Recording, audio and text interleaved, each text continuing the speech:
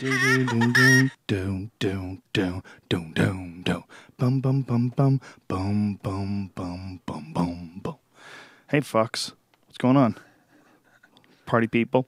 This episode of the Joe Rogan Experience podcast is brought to you by Squarespace. Squarespace. If you've never been and you need a website, stop what you're doing and go check it out. It's the easiest way to make a website. You don't have to go to somebody anymore, even though I've gone to somebody in the past. My next website, I'm going to try to make myself. If I had that kind of time. I sort of have that kind of time, but not really. I mean, I guess if you just like put in a few minutes every day, you could do it. Brian's been banging them out while we do podcasts. He's done like 20 websites. It's that easy. It's super easy. It's not just easy. It's the way it's set up. It's set up like they're really good websites. Like it used to be that you had to learn how to fucking HTML shit, and you had to learn how to, put all those little weird squiggly letters that you never use in an email. You have to figure out how to use all those strange keys and arrows and shit. You don't have to do any of that anymore. Just go to Squarespace. And you don't even have to pay money to try it out. You can go to squarespace.com, try it out, and then if you choose to buy it, use the code word Joe and the number 7, all one word, Joe7, and you'll save 10% off your first purchase on new accounts, including monthly and annual plans. It's a sweet deal. You can set up an online store. They work on Android phones, iPads, iPhones. They're pretty dope websites, and it's easy to do. Check it out, man. Do you remember that guy? He used to go, what was his name? Check it out, man. Check it out, man. He was in Scarface, Angel Salazar. Angel Salazar. Call. That's a good... Yeah, that was his whole thing. Check it out. Check it out, It needs to be everywhere. And everywhere you would hear just a crazy Angel Salazar partying story. Like Angel Salazar was here. There are pictures of him like that Mitzi's got on her wall at the store in La Jolla, and he's like in a half shirt, cut off with his hair feathered, a bandana, and like rollerblades in one hand, and it's just so weird. I met him once a few years ago when I was on tour with Charlie Murphy and John Heffron. What's he doing? Good guy. He's doing clubs still. Really? Yeah. There's those guys, man. Like, go to Long Island. Go to Long Island and go, like, see the guys who are like the local Long Island guys that are still around. They've been around for a long time. Funny guys too, like Joey Cola. Right. Funny guy. Yeah. When you do stand up for that long. Yeah. They just sort of they stay around, sort of on the periphery. And for whatever reason, the rest of the world doesn't find out about him. It's strange. Well, I don't think, it's funny. I don't think I'll ever stop doing stand-up regardless of, you want to do it for a lot of people, but, stand-up is one of those things. Who was that great philosopher who said, man's never more himself when at play? I think that was Angel Salazar. Angel Salazar. And the idea... And then they say, check it out. But the idea is, when I'm not on the road, when I'm not doing stand-up, I really start to miss it. So I can understand that. You do it because it's when you're the most authentic, maybe. You do it because you're trying to get the fuck away from your house. If you also go to onnit.com, that's our last sponsor, ONNIT, you will see that although we only have the chimpanzee tribal bell, all those douchey words, we have a new gorilla one coming out. It's going to be fucking badass. I'm getting it. Yeah, it's 72 pounds. It's sick. It's awesome. The sculptures are cool as fuck. And we've got a few more coming after that. We're slowly trickling them in. Very difficult to make, very difficult to produce. Difficult also because we make sure they're balanced. The thing isn't entirely... Like, if you look at a regular kettlebell, it's very simple. It's very... it's a symmetrical shape. The circle and then the handle is on it. It's a nice big thick handle. They balance. It sets in the middle. But when you have a sculpture like a chimpanzee... Not that easy, so we had to map it out and design it and make sure that when you work out with it, it works exactly like a regular kettlebell. And that's the same for the gorilla one as well. And on the other ones we have coming out too, we had to change faces and redesign things and move things around. It's a real pain in the ass, but we wanted to make sure that they looked badass and they were also functional. They're going to use my face apparently too. There's word of that. For £1 million. Yeah. That's what I heard. For £1 million. Yeah. $1 million. They use them for those... kettlebell with my face. Those Pacific Rim robots, they're going to train with them. If you've never used kettlebells before, I always tell everybody, but I think it bears repeating, you got to go to a trainer. Go pay somebody $100 or whatever the hell they charge, and someone who knows what they're doing, and just videotape it and just get them to go through the basic movements of it. Start slow. Don't lift a shitload of weight. Lift light weights correctly. I have a 35-pound kettlebell. That chimpanzee kettlebell is 35 pounds. And I know you would look at a manly man like myself and you say, Joe Rogan, what could you possibly do with 35 pounds that would even get you play tired? Volleyball with it or what? But you get exhausted. Trust me. The one that we have that we sell and on it, it's called the Keith Weber Extreme Cardio Workout. And these DVDs that we sell, Extreme Cardio and Extreme 2, they're fucking insane. 35-pound kettlebell. I've done them with a 50. You want to have a goddamn heart attack. It's insane. It's amazing. Do it like a 45-pounder. How long is the workout for? Well, there's a series of workouts. It's a bunch of workouts. It's almost really how long can you do it? Yeah. It's like a bunch of them that go back and forth and back and forth. But the once you start doing reps, you start doing like windmills and cleans and presses and over and over and over again. It's just unbelievably good as far as like strength and conditioning workouts. The best and it gives you great cardio too, and it gives you functional strength. Go to Onnit. That's ONNIT. As I mentioned, the results of the Alpha Brain test, the what are they called? Double-blind placebo test, which were very positive, will be released soon. We got to get them published, but we're also onto another larger test, large scale, even more expensive test, just because we think it's necessary to make sure that people don't have any questions about whether or not something's effective. We don't want any claims of snake oil. No one's trying to rip you off. The way we have it set up at Onnit is all the supplements that you buy, whether it's Shroom Tech or Alpha Brain, the supplements all have a 30-day or a 90-day 30-pill money-back guarantee. So if you buy the first 30 pills and within 90 days you say, this is bullshit, this doesn't do anything for me, you get 100% of your money back. You don't even have to send the product back. The reason being is because we're sure that everything that we sell does what it claims. And you're going to enjoy it, whether it's New Mood, which is very simple, scientifically proven. It's 5-HTP. It improves your brain's ability to produce serotonin. You produce more. There's also L-tryptophan, which converts to 5-HTP. All that stuff is great for your mood. That's real. Like in fact, they tell people who are on SSRIs to not take 5-HTP because you can get too much serotonin. They tell you to avoid that and just take their pharmaceutical medication. Not saying there's anything wrong with pharmaceuticals, right, but I am saying that you can get a boost in your mood from taking something like New Mood, and it's guaranteed. Guaranteed. Use the code name Rogan, save 10% off any supplements. Bryan Callen is here, and we're finna get busy because that's what we do. That's what we do. Going hunting again this November together with Steve Ranella. We don't fuck around. We get to bag We're back in action. 3 deer each. Boom, shalak, lock. Meat. Boom. Here we go. Joe Rogan Podcast, check it out. The Joe Rogan Experience. Train by day, Joe Rogan Podcast by night, all day. Oh, sweet baby Jesus. Jesus Louises. Bryan motherfucking Callen, also known as, by the way. Or the kid. I refer to myself as the kid. Whenever I'm on set now, I make the cameraman, everybody refer to me as the kid. Like, they're like, the kid, can you just move to the left? I'm like, what yes, I can. What sets have you been on? What have you been doing? I just did a stint on a movie called Flock of Dudes, and that's it. I've just been doing. I like to take long breaks between my acting, but I just did a movie. I did a movie a little bit with Elizabeth Banks, who's 40 and couldn't look better. Who's Elizabeth? Elizabeth Banks is. She's been in a ton of movies. I don't know. She's not the chick from Showgirls. No, that's Elizabeth Perkins or something. Who knows? But this Elizabeth don't you Banks, say who knows about Showgirls, dude? Yeah. Just don't. I actually know her because I used to date her friend when I first got to LA. So who, the Showgirls girl? Yeah. Elizabeth Hurley. Yeah, no, it's not Elizabeth Hurley. Elizabeth Hurley. Don't ever chime in if you're wrong. Berkeley. You fuck. Berkeley. There it is, Elizabeth Yes. Berkeley, ladies and gentlemen. Yes. What a pretty face and what a an okay ass. Nothing special. I don't believe she's a dancer. Before we start, I just want to. Can I just hawk a date? Before we start, go ahead.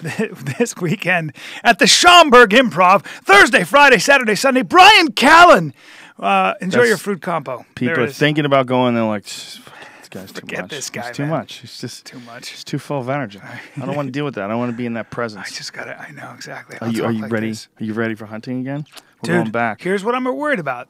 You had to choose November 21st in Wisconsin. You think the Missouri Breaks was cold in October? We're gonna freeze. Yeah, it's going to be cold. Why are you such a pussy? Because I am a pussy when it comes to because I got a listen. long neck and I can't conserve heat. It's That's not- why. Wear clothes. I don't have Just wear warm I don't have a clothes. short neck and wide center of gravity. You retain heat. We were freezing on that boat, and you come by me and you were like, hee. You had icicles on your beard and you were smiling at me. I was Listen, like, dude, what are you smiling at? I grew can't up in move. Boston, and I know how to deal with the heat. I know how to deal with the cold weather. You just deal with it. Yeah. You just deal with it. You just accept it. Are You- we you get sleeping in into a tents zen- again? No, not this time. What are This we time doing? We're going to sleep in a cabin. Really? Yeah. We're going to have it's going to be like a real place. You have a bed, the whole deal. Everything's going to nice. be beautiful. I can't wait. We're going to have a good time. That's no problem, then. We're going to have a good time. Don't be a pussy. No, I'm It's not. going to be fun. I get to bag Those free people beer. live there. Those people live I there know. all year My dad's round. from Wisconsin. They're fine. Yeah. I've been up to the North Woods. I bet you have. Yeah, I really have. You've been to Chicago in January? I sure have. I've done a few gigs in Chicago in January. It's like, Yeah, it's ridiculous. They don't play. They don't play around up there. They don't play around up there. I just got back from Alaska. You did? Yeah, I went salmon fishing up there. I didn't tell you about that? No. Ari Shafir and I went up there. Well, you know Ari, that outdoorsman. You know that Ari incredible. Shafir can hang. I love him. He can hang. I bet he can. He can He hang. finds his way through, right? He's a smart motherfucker. Yeah. He knows how to do anything he wants to do. That's what it is. He gets good at anything he wants to get good at. Yep. He's just, he's the real deal. Well, what did you catch any salmon? Yeah, Because we you know caught a I lot of went to salmon. Alaska and went and fishing. Did you really? Yes. Oh, well, I'm and glad caught- you're turning this around on yourself. Well, I caught nothing, so I'm It's asking important. you if you. I literally caught nothing. Oh, and by the way, we spent $600 to go deep sea fishing. Me and my father. Guess who got sick? Both of us. We were like, "Hey, can we turn this boat around?" Yeah, you So gotta, I want to hear about your You gotta story. go with a guide, and then Yeah. you get salmon that big. Oh, what is that? That's a dinosaur. What is that? It's a 40-pound salmon. That's I caught. ridiculous. Yeah, we caught a ton of them. We caught 7 of them one day, and then another day we caught 4, and I caught a wild rainbow trout too. Now, did you catch them as they were coming to die? Yes, Right. yes. I mean, essentially, they don't live. They come back up, they spawn, and that's a Right. wrap, son. Did you There's see any? nothing going on? Did you see any bear? We did not. We saw eagles. Saw a lot of Yeah. eagles, but we were on the lookout for bear. Saw 5 moose inside of 2 days. Moose Well, are everywhere up there. Yeah, it's they're amazing. they're also they say way more dangerous than a lot of animals. Oh yeah, we saw. By the way, By the way, we saw 2 of the moose had babies with them. Yeah. Twice. So out of the 4, we saw 2 mamas and 2 babies in 2 completely different areas. Wow. So those are the most dangerous. When you Yeah. see a mother with her baby, and we saw a mother with her baby on a tiny island. Our friend Matt, who's the guide that we went out there with, he took us to his dad as an island with like a bunch of cabins on it. We took a boat out to this island, and there's a moose and her baby on the island. And we're like, oh shit, this is a small ass island. It's like a Yeah. block. Yeah. And the moose is like, what you doing here, bitch? And we're like, oh shit. Yeah. I guess it swam there. It's a horse. Yeah, a horse that swam. Yeah, you never think of a horse swimming. They like can that. swim. I'm sure. They swim like in the middle of the water, like it's deep as fuck, and they swim right through it. And by the way, that water, if I remember correctly, even in the summer in the North Atlantic, you got about 10 minutes. You fall in that water. You got about 10 minutes That's before not the you Atlantic, die. fella. That's the Pacific. That's what I meant. I meant the Pacific. Don't ever embarrass me on a podcast like that again. I'm doing it just to help you. No, I 'Cause know. You're gonna get the emails. No, I meant the You're gonna get the emails. the area of the Pacific that's closer to the Atlantic. Yeah, that part when it flips around real quick. When it flips around, you and your technical ideas about what a sea is. Yeah, but you got about, I think, 10 minutes to live. That place is so gangster. Yeah. It's such a beautiful place too. Have you been to Alaska I yet? have. You got to do I have. stand up there. Really? Fuck yes. It's one of the greatest places in the world. Where? Anchorage. I'll go. You gotta go. Gotta go. It's amazing. First of all, these people are cool as shit. All right? Yeah. They're like the coolest people like from Portland or Boulder, like those Yeah. kind of people. Yeah. Except they're living in the Pacific. I mean, as far up there as you can get. Right. You know, A they're- hop, skip, and a jump away from Russia. Yeah, I mean, they're way the fuck up there, past Canada. It's Mm-hmm. cold as fuck. It was 3 o'clock in the morning when we would leave the And bar, light? and it's bright out. Wow. Yeah, it's weird. I mean, when we went out there, it was actually, the temperature was nice. It was in the 70s. But the mosquitoes are unfucking relenting. Oh, yeah. Unrelenting. You've never seen anything like it. It's like they know they only have a certain amount of time. So like you get out of your car and there's 100 of them on you in your face within seconds. It's What? incredible. They swarm you. One person with malaria in Alaska could kill the entire state. Yeah. They would just spread like wildfire through these fucking cunty mosquitoes. They're unbelievable. Like you've never seen anything like it. You get out of your car and it's a cloud of them just. I don't think off works with those. Yeah, it works. It does. Yeah, DDT. We used whatever shit we bought it at REI. You know, it works. It works great. It's genius. You need it. Probably gives you cancer. Right. I mean, who knows what the fuck might be does. worth it though when you got a cloud of mosquitoes. Yeah, believe me. I was in Utah last week and I didn't use it in time. And now I got bites all over my arms. Those cold areas, man. Well, I was in Indonesia and I had to carry a sulfur coil. You know. Oh, by the way. Yeah. By the way.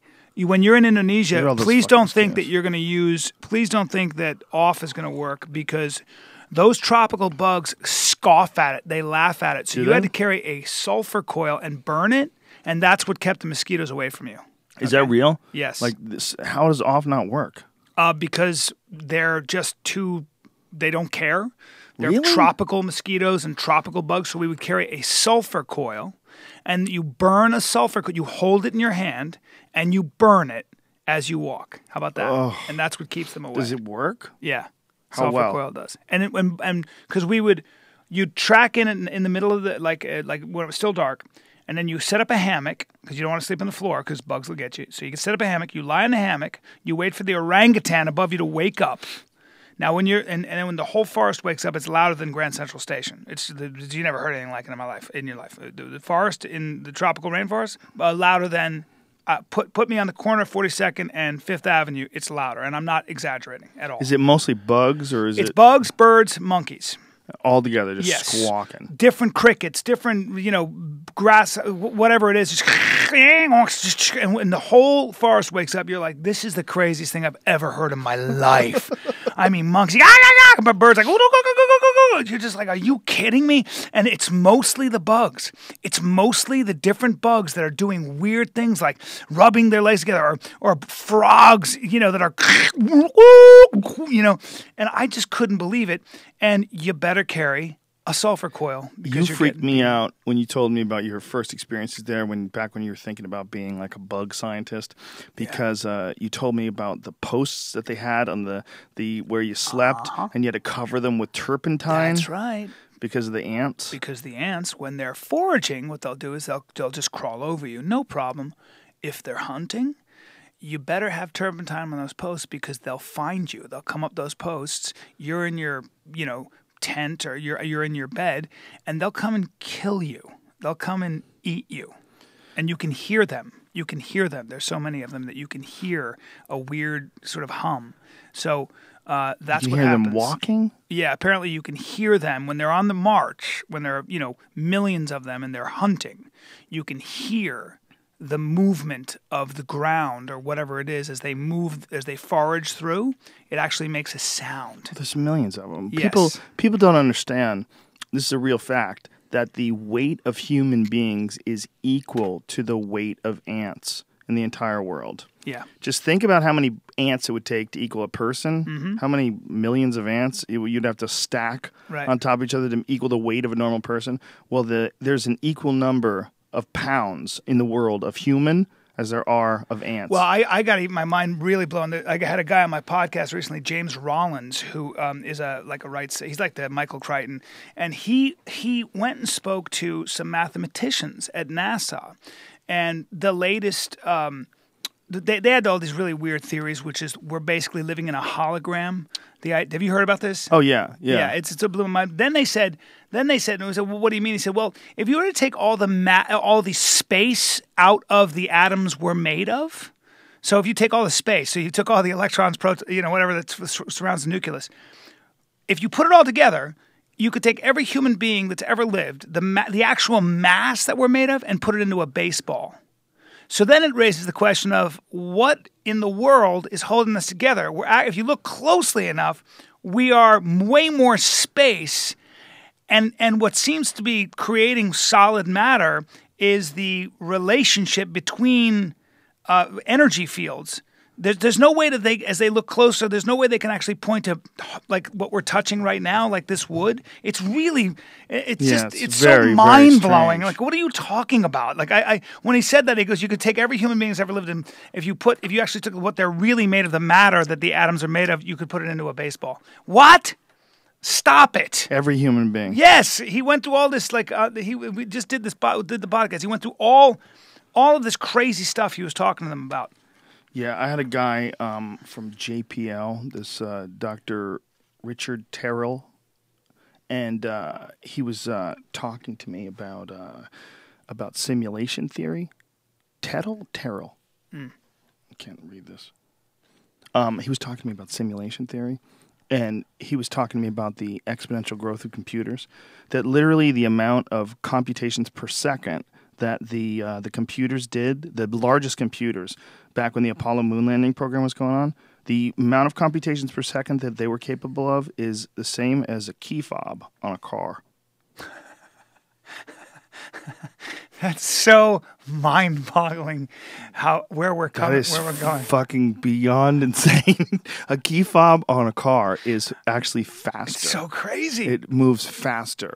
It makes more computations per second than that giant computer. I mean, it's not capable of the same thing, but as far as computations per second, your cell phone certainly is. Your cell phone's capable of far more than any computer back then did, which was the size of a room. You know, and what we're talking about is one of the episodes of this new show that I'm doing, which premieres tomorrow on Sci-Fi. Joe Rogan Questions Everything. One of the subjects is the subject of simulation theory, about how insane it is that you can one day rest assured, without a doubt, 100%, that they will create an artificial reality that is indiscernible from the reality that you're experiencing right now. There's not a goddamn doubt about it, not 1/1,000,000% doubt that if human beings stay alive, if we don't blow ourselves up, get killed in a pandemic or hit by an asteroid, if any of those things don't happen, then within X amount of years, fill in the blanks, whether it's 100, 1,000, there's going to be a time where the computation power, the ability to manipulate neurons is going to be at a level that you are going to be able to insert an artificial world into someone's mind. And then you're not going to be able to know whether or not you're in that mind or whether you're in the real world. Real mind, Are you in an artificial world or are you in the real world? But here's where it gets really freaky. What if you're in the artificial world and inside that artificial world, you create an artificial world? That's where things get fractal, which is essentially the nature of the entire universe itself. When you boil things down, when you get really small, things get really big. You know, and when you're talking about all the air that's inside of an atom, you know, all the space that's inside the atom, well, that sounds a whole lot like the whole universe, doesn't it? Doesn't that sound like... It sure does. Yeah. It's a mini universe. Every galaxy is essentially, and look at the distance between galaxies. When you look at galaxies and you look at them and they look like stars because they're so small and so far away. But you see how far there is between them and the next galaxy, and then you realize that little small dot you're looking at is actually probably 300 or 400 billion stars, including a supermassive black hole in the center of it that's 0.5% of the mass of the entire galaxy.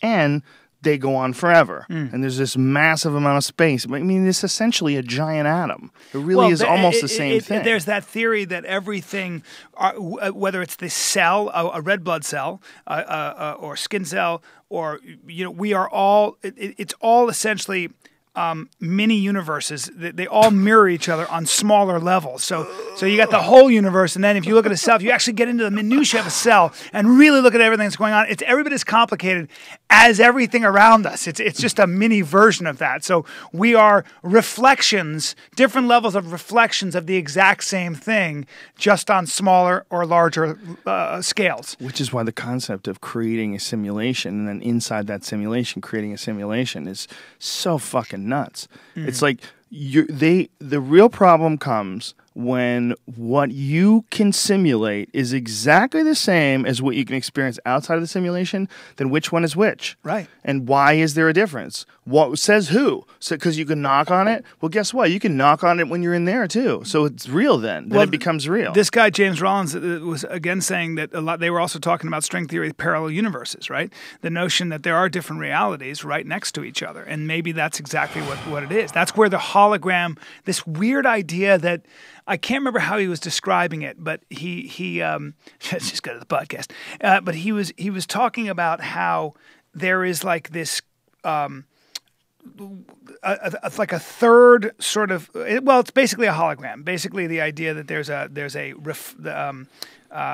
this what we're seeing here is just a reflective reality of something else. That's something I don't know. I don't even have. It's too hard. I We're can't too even- stupid to actually repeat what these people have like That's worked their true. lives to. It's like so rude to get. Oh man, Adam is just like a whole universe. Yeah, I Like, know. It and they're is. like, the fuck, it's it. No, it's not. It's so Jesus, true. I did my doctorate in that. You fuck. Oh, God. It's so incredibly complicated, but thank God someone's doing that work. What he blew me away. He said that the Greeks had kind of had this assumption, had this thought. It was like a theory. So like in ancient Greece, like this is not a new theory. The idea that you're creating your own universe in your mind and that you live inside of some artificial play that's being. Well, it's what in fact it's Plato's allegory of the cave. The idea that we live in a cave and reality for most of us is simply reflections on the wall. That's exactly what this hologram guy was saying. So Plato's allegory of the cave is that we are all in the dark and what we think is real is actually just a superimposed imagery on a cave wall, and where you have to get out of that, you have to climb up and follow the light, and then come back and tell people about it. But that's the allegory of the cave, which is everything is basically forms. There is the notion that you may not know, like the idea is that you may not be able to draw a perfect triangle. Okay, it would always be off a little bit, even if you had all the instruments. But you can imagine a perfect triangle. You can imagine it, and so the idea is that for another great example is this blew my fucking mind. You have a mathematician. He's 175 years ago, comes out of a dark room and says, I just came up with a mathematical equation. By the way, it's 300 pages long. It has zero relevance to the material world. And oh, by the way, I'm going to die now. See ya. Dies. And here's this equation that's sitting there. 175 years later, some guy is measuring the difference between, like, the relationship between quarks and how it relates to this and how it relates to, and they're trying to make a gyroscope at NASA or something, or some kind of a telescope. And they go, hey, guess what?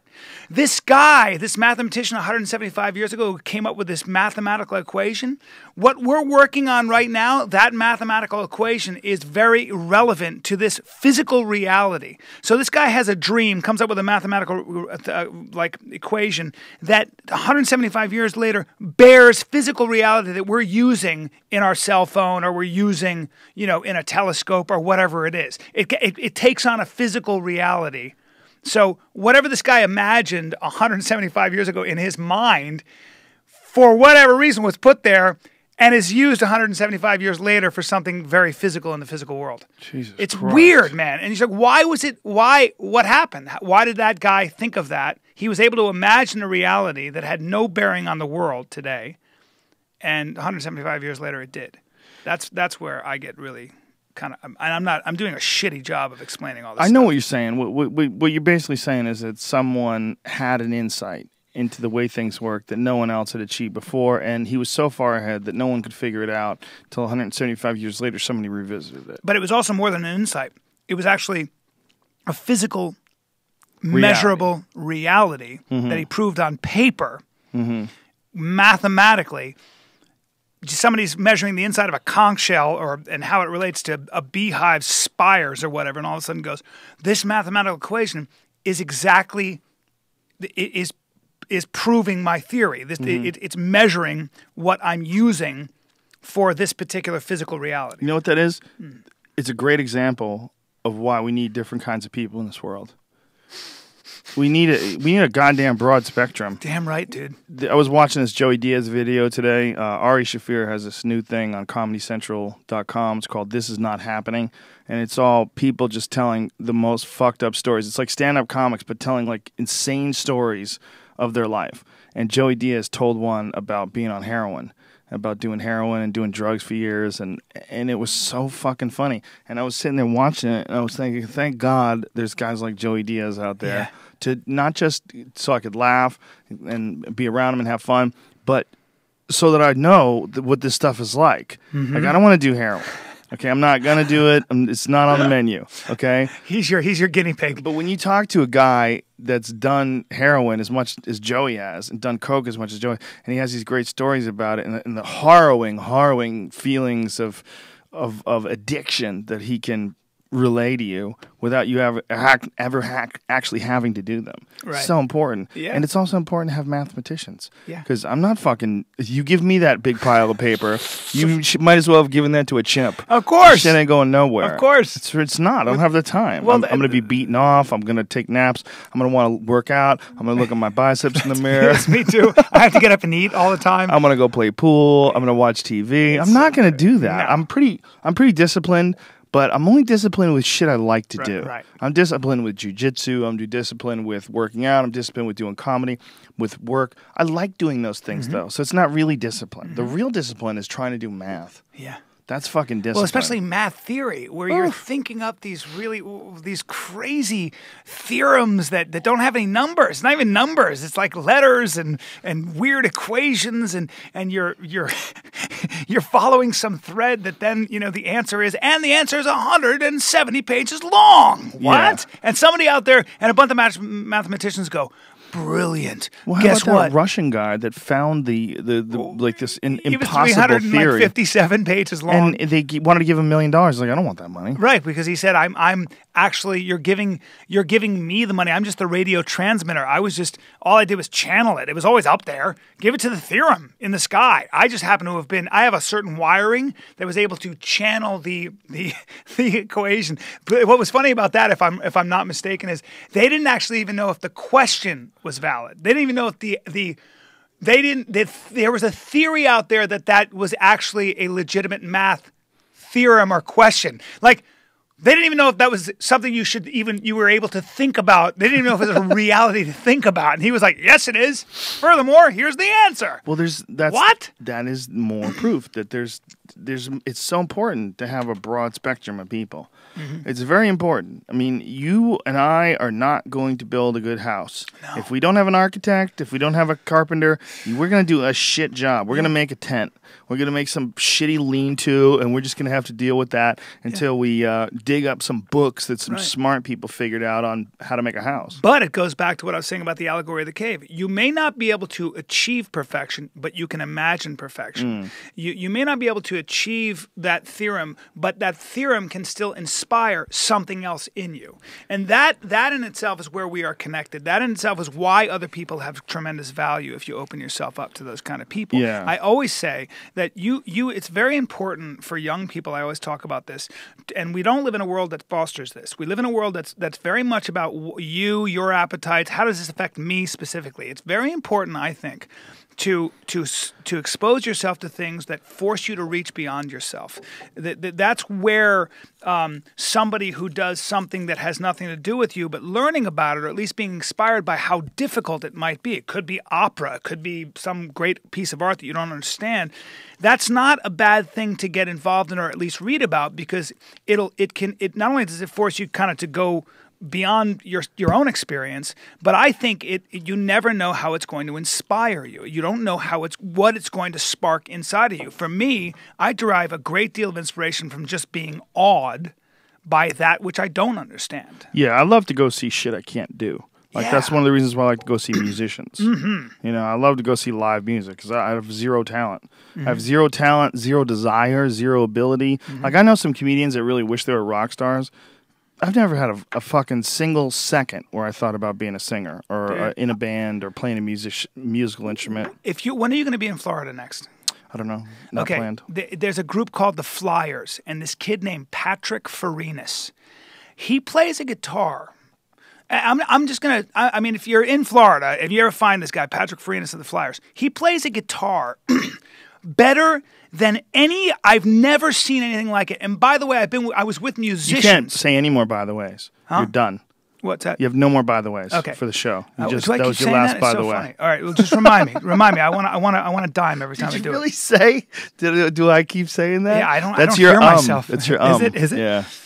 He plays the guitar so well that I was with other musicians, and he jumped up for a guest spot, and these two guitarists came up to me and they were like, I've been playing the guitar my whole life, and I've devoted my life What's to his this. He goes, name? Patrick Farinas. He goes, I've never Is seen he anything online? like it. Does he have I think anything he's online. Yeah, I How's think he he's not online? How's it possible he's not online? Yeah, he should be online. How old is he? 30. Well, how come we haven't heard of him? Because and I talked to him about it. He's now doing original music. Before he was doing a lot of cover stuff, and now he's doing. And I said, you got a responsibility, bro, which is you've got to start doing your own original expression. Because it's one thing to be technically brilliant and to be, and he improvises shred. within it. Yeah. I mean, he also improvises. I mean, dude, he does. He'll do an amalgam. He'll do like a composite set where you're just like, what in the world is he doing with a guitar? There's I've never seen nothing it. wrong with like doing a little bit of cover band action, like a few cover songs, but that's a real trap for young bands that want to perform in bars and make a living. Because people don't want to hear your fucking original songs for the most part, especially as like background music while they're trying to get laid. Right. You know, they want to hear "Sweet Home Alabama." That's right. All right, sing it, bitch. That's right. We don't want to hear "My Time on the Lake." But you get to a point when you reach physical mastery, like this guy has, and he's gone beyond that. He's very innovative with the guitar. It's not like he's not copying Clapton. He's doing his own thing. There's a big difference though between that and writing your own music. There's a giant difference. It's like the ability to tell a joke, that you stole from someone, and the ability to write a joke like that yourself. That's right. We can all name a few people that can't do one of those things. We all know a few guys that are really successful that have made a career out of ripping off other people's ideas because of the fact they can't do both. Right. This is the dude right here. Oh, there he is. Yeah, look at him watching.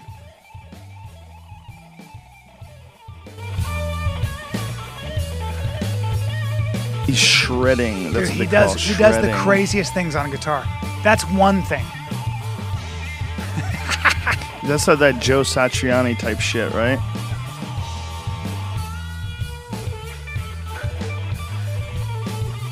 I like that he's fat too. he's lost weight now, but he's a monster, dude. He's a monster. He's playing guitar with his face right now, folks. Yeah. This guitar playing you're hearing right now is with this dude's mouth. That's pretty crazy. Yeah, he's a nut. I've never seen And he anything lives in Florida? Yep. It's weird that seems to be the only good thing that comes out of Florida is occasionally they have some good musicians. Yep. Everything else sucks. I mean, I shouldn't. I have family members that live there, folks. I love people in Florida. Don't get me wrong. My actual parents live in Florida. But let's be honest. Honestly, let's be honest. The school Nancy system's Grace. not so good. Yeah. Nancy Grace would starve to death if it wasn't for Florida. Right? Bitch would have nothing to That's talk a good about. joke. Barely.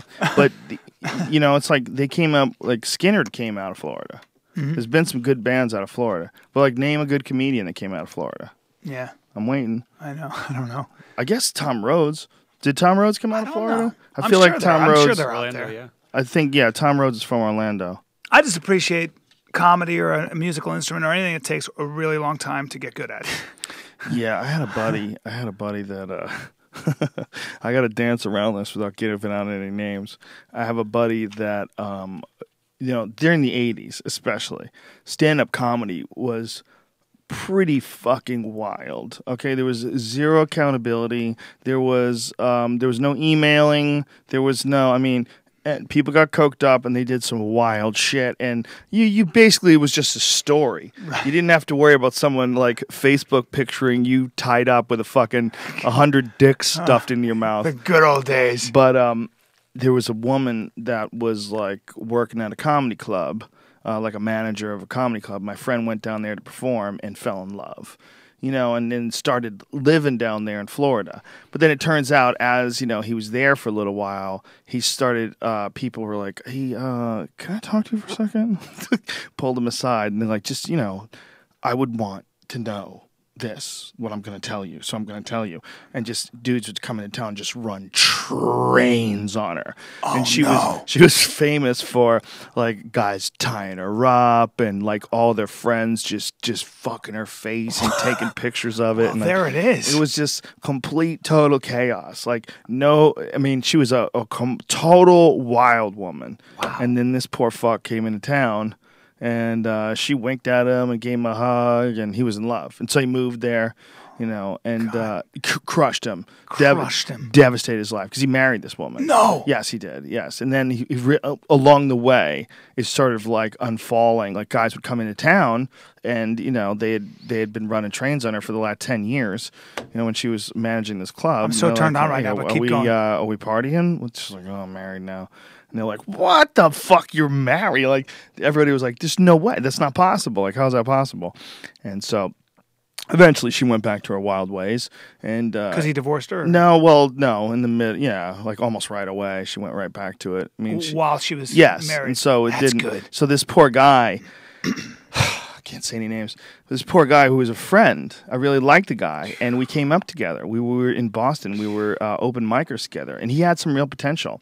But it's amazing how a devastating breakup can affect people in such an incredible way that they emotionally never recover from it.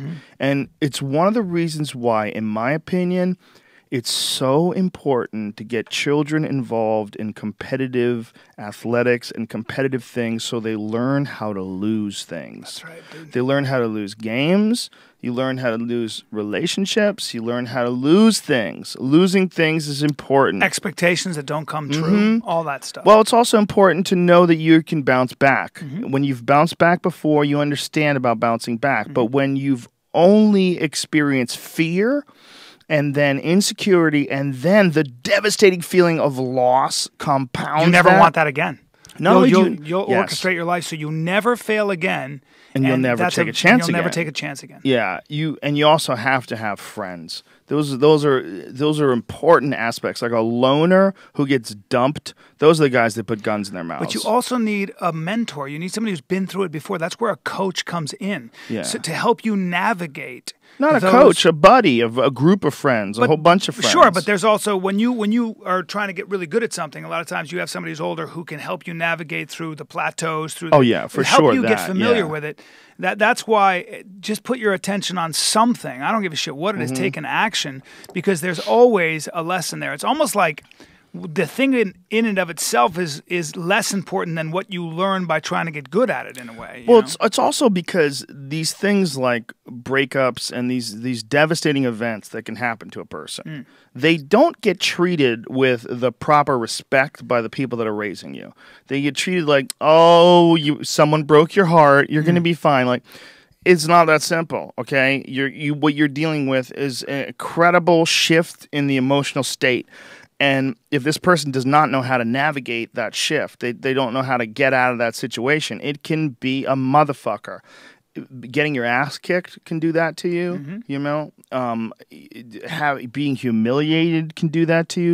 You remember Carrie at the prom? When they pour the blood on her head and she just fucking goes crazy and people start flying through the walls and shit. But that's real. That feeling that you can get when people are angry at you or hate you, that feeling, that horrific feeling when you bomb. How about that? Some guys bomb and they literally want to go to the hotel room and slice their wrist. I've seen 3 comics with great potential do really well their first time, do really well the second time. And obviously, like stand-up, they get up and try to do the same thing with another crowd, and they die because it wasn't their friends. They never do stand-up again. It's like... And they have potential. And they have great potential, but they never do it again, you know? This friend of mine, it was an early lesson about what can happen. I had some good early lessons. I had a real nice girlfriend in high school. She was a very, very nice person. Like she was not mean at all. But... you know, when you're 14 years old, relationships don't really last. And, you know, from her, I went on to other ones. And one of the other ones, I dated this girl that was just, you could roll a dick by her like a kitten. Like you could roll a ball of yarn by a kitten. They just jump on it. That's what this girl was like. Hold on. This is your girlfriend? Yeah. She's pretty, too. That's a really funny pretty. metaphor. And she couldn't help herself. I mean, I've seen people that can help themselves, and I've seen people that can't. This girl could not help herself. She was, first of all, it was Catholic. She was raised in Catholic school. and they suppress the shit out of her. Right. They make you wear this one fucking outfit, and they suppress the shit out of you. And psychologically, like, all you had to do was get this girl alone. Like, any guy could get this girl alone, and that was a wrap. It was over. Yeah. She was crazy. Wow. And I didn't really even find out how crazy she was until after we stopped dating, and then she would tell me stories. Like, we worked together, and she'd tell me stories about this new guy she was dating and how she liked him to smack her, and he would beat her up, and she liked it. She's like, I don't know what to do because I like it. She was so crazy. Right. I mean, so it completely lowered my expectations of loss. Like, I came home one day, and I didn't actually come home. I was getting up in the morning because I had a paper route. Because I delivered newspapers for a job for a long time, many years, all throughout high school. Like, as soon as I could drive, that was like one of my first jobs.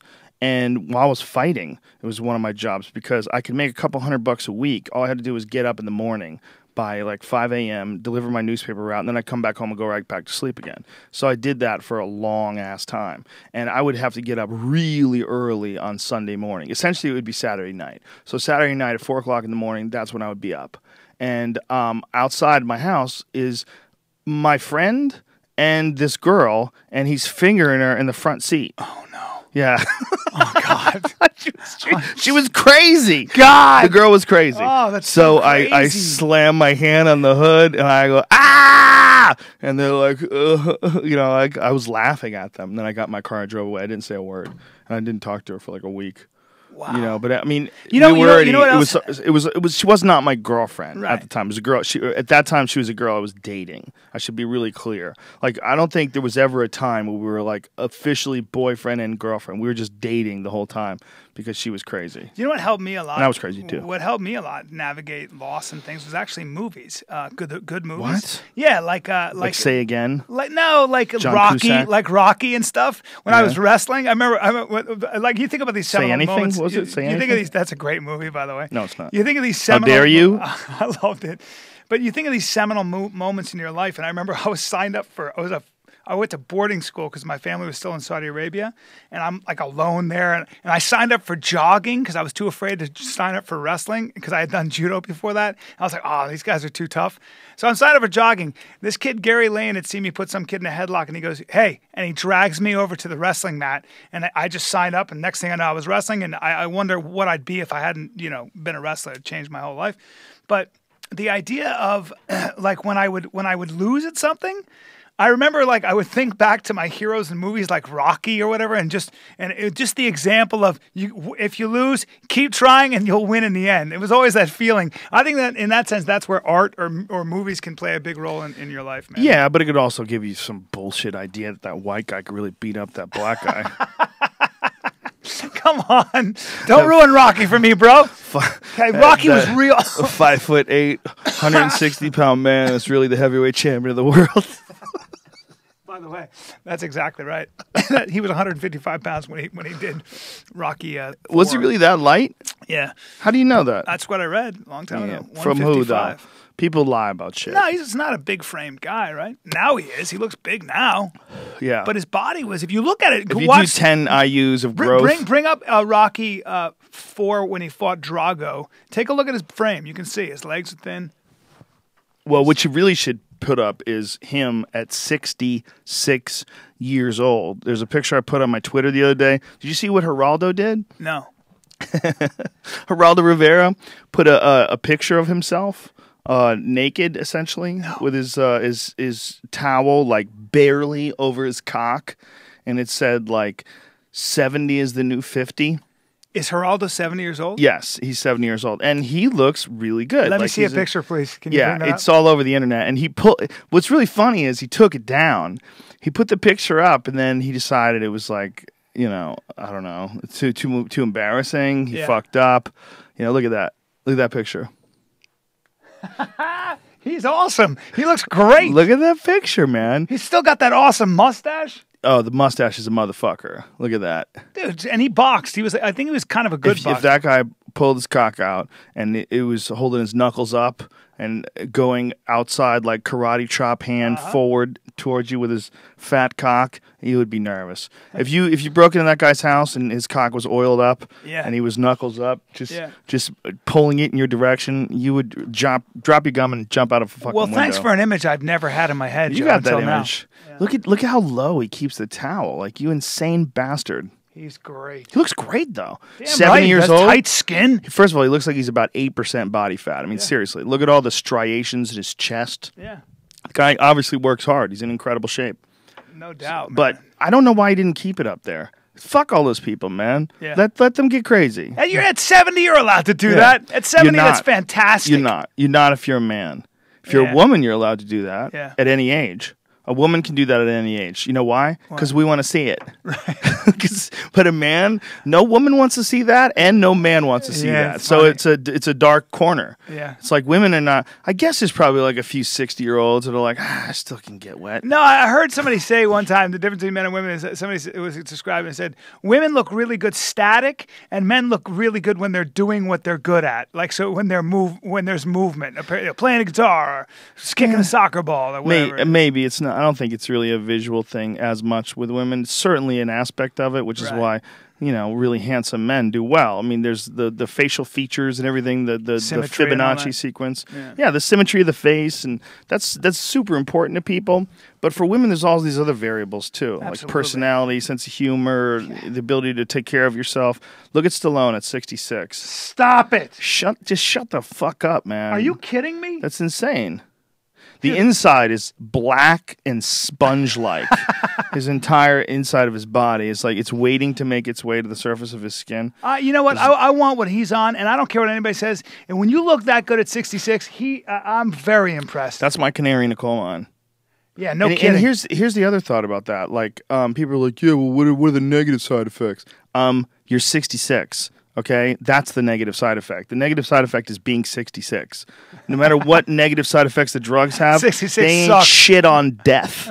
Okay, because death is the ultimate negative side effect of life itself. And it comes a certain point in time where death becomes inevitable. Whether it's at 66 or whether it's at 86, you cannot have a physique like that unless you incorporate science into your diet. Oh, yeah. Okay? You're not getting that from just it doesn't exist. lifting weights and eating It doesn't meat. exist at 66. It exists at 30. Yeah. There's 30-year-old guys that are built like that have never touched hormones, never done anything. Right. There's guys that are in their 40s that look fantastic, that have never fucked with anything unhealthy in their life, never done a steroid, never supplemented their testosterone, never done anything but eat good and work hard. But at 50 and then 66, no, they don't exist. Right. They don't exist. You can't look like that. You know? Do you know what's on the horizon for hormones? And stuff? Fuck yes, I do. What? Tell me. Not only do I know what's on the horizon for hormones, hormones are just one aspect of the human body. The most fascinating conversation that I had recently for the show was I got a chance to talk to Ray Kurzweil. Oh my God! Yeah, did you really? Yeah. I interviewed him for over an hour. He's great. First of all, he's a sweetie. He's a really nice guy, like a kind, easy to communicate with. Sure.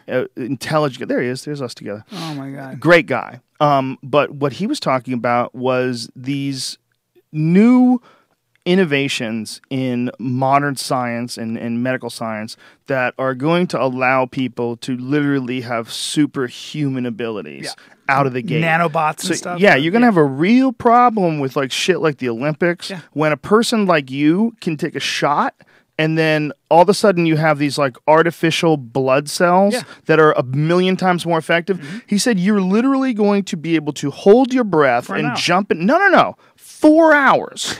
Jump into the bottom of the pool and hold your breath for 4 hours on a single breath. Yeah. 4 fucking hours, man. That's in the singularity is near. Yeah. But when the guy says it to you, to your face, and you know he's a lot fucking smarter than you, it's like one of those like, what are we up for? Well, what's he talks about how they reverse engineered the red blood cell of a dog, and they're doing that with a human red blood cell, and now they're going to take a nanobot and they're going to copy it but make it more efficient at what that red blood cell does, and then they'll shoot it into you. It'll be a red blood cell nanobot, and that'll oxygenate your blood. And it's going to literally move on from there until we're like Wolverine, until we have adamantium skeletons. Like that's not That's not outside the realm of possibility. So crazy. We're meshing with machines. They're probably not going to do it the way it's in that movie. But if you think about Wolverine, the comic book, the whole idea was that he had these metal bones, this incredible metal structure, and then on top of that, he had skin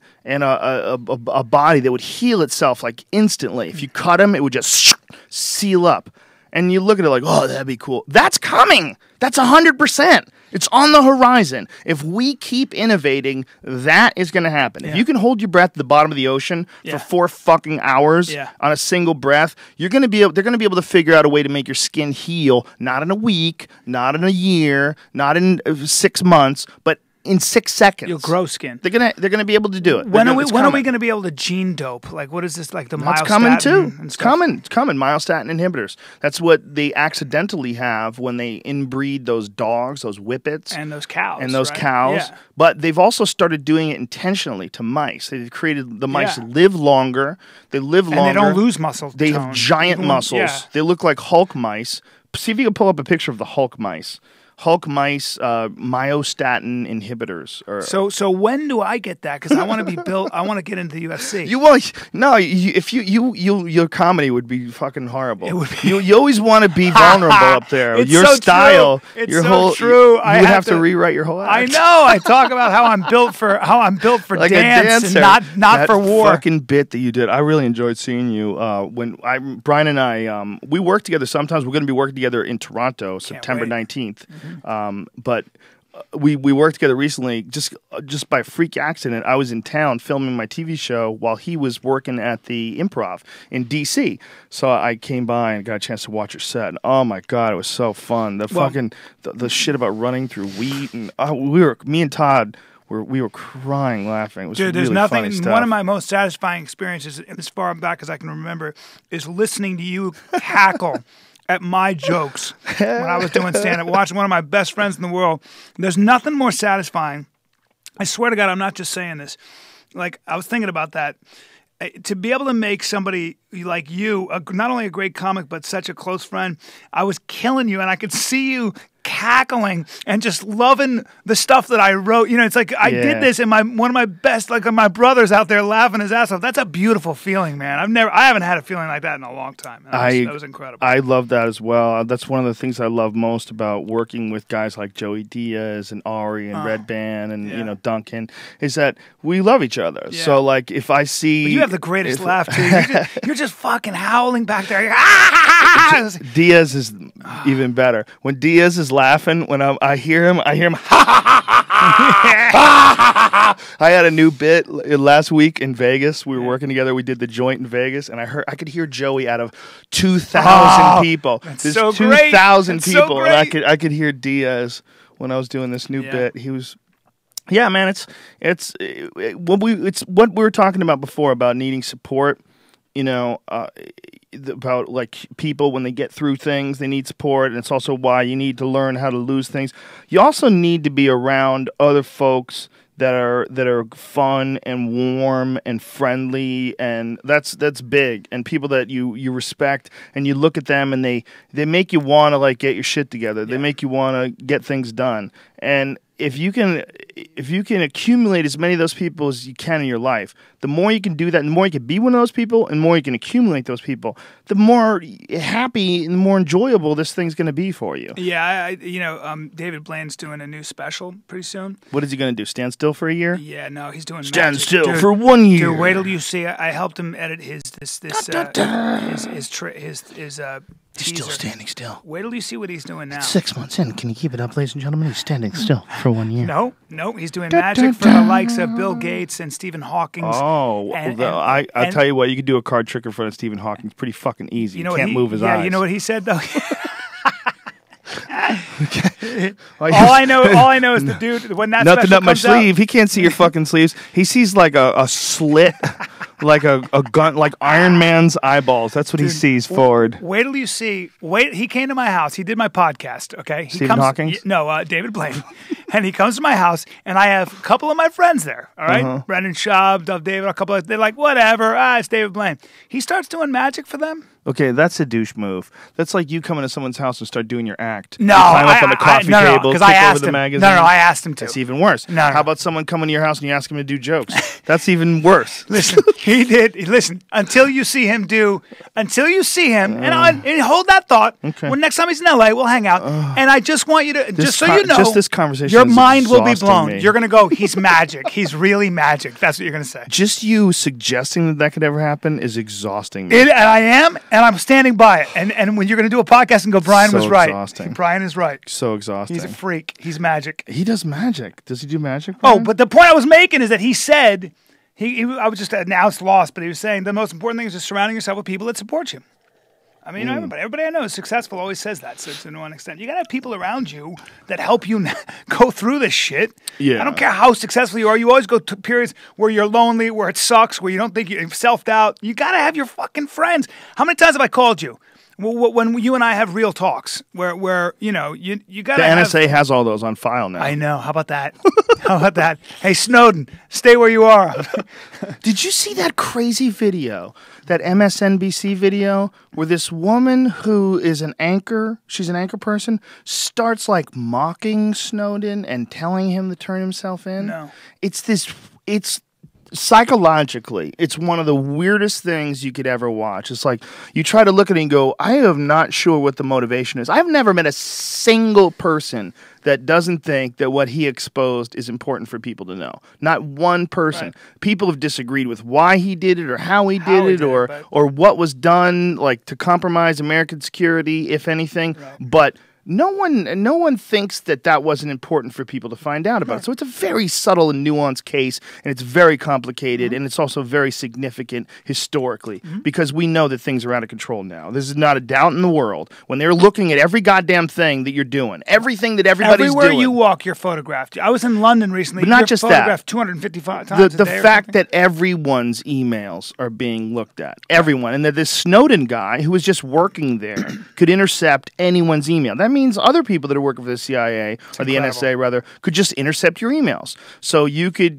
tell people that you're going to go eat some shit, and they go, "Oh, Bryan Callen's eating shit." Yeah. They know what you're doing. A regular person, not a cyborg, not a monk, not a person without emotion, not a person without weirdness or jealousy or hatred or someone. Any one person can just decide to look at your shit that works there. It's called That's tyranny. insanity. It's called tyranny. It isn't. It's insane. And nobody's making enough of a fuss about it, in my opinion. That's not You're the right. American way. So look at this woman's reaction. I'm gonna play this shit because this is gonna freak you out. This is China, really important relationships.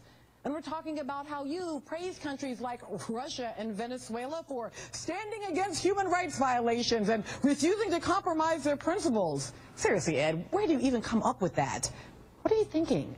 Now, I understand you don't want him coming back. I mean, to do so would mean giving up your freedom. Definitely before trial and likely for several months or years thereafter. I get it. It's in prisons in the U.S. that commit actual human rights violations. We just talked about it. More than 80,000 prisoners are held in solitary confinement, some for years, some indefinitely, despite the fact that solitary is cruel and psychological damaging.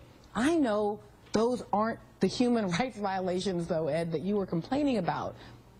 But you might have nothing to worry about anyway. Because unlike most of the people in solitary confinement, including Private Bradley Manning on trial for giving data to WikiLeaks, you've cultivated for yourself a level of celebrity. And that celebrity itself may just act as the protection, another kind of cloak. If you ever find yourself in a U.S. prison, you have made quite a spectacle of yourself, and the Obama administration will be very careful about how it treats you, unlike how states treat all those other prisoners. So come on home, Ed. Then, we could talk about something else. Sincerely, Melissa. That's a strange video. First of all, it's strange that it got greenlit. Yeah. That some producer said, "I like it. Let's do it. Let it rip. We love your copy. You're really good at reading. That's like she's one of the worst persons at reading something on television that I've ever seen. Right. So first of all, you can see that she's got some sort of a speech impediment that she's struggled with since she was young, which probably led her to have this like very strong desire for acceptance, which probably led her to think that it would be a good thing to like support the government against Snowden in that video. I mean, I guess that's what she was saying. I mean, it was really hard to figure out what she was saying because all she was admitting that the government puts people in solitary confinement. She was also like saying like, where do you get this stuff? Like them talking about that Venezuela and Russia stands up for human rights violations. One of the good things about podcasting, from my learning lesson, has been is how careful you have to be about saying things you think you know the answer to. Isn't that amazing that you do that much and you still are careful? But it's part of talking shit. Part of the fun, entertaining shit talking is occasionally you get your facts a little bit fucked up. All right, we're not scientists here, folks. Hey, I'm trying my best over here. But what that woman was doing was really like ill-advised. It was ill-advised, arrogant. Yeah. It's a very complicated issue, and the way she's approaching it. So we can talk about other things. Sincerely, Melissa. Hey, listen, Melissa, this thing that you don't want to talk about might be one of the most significant events in human history. You know why? Because we realize that there's no such thing as privacy. I don't know if that's sunk in with everybody yet, but it really is very close.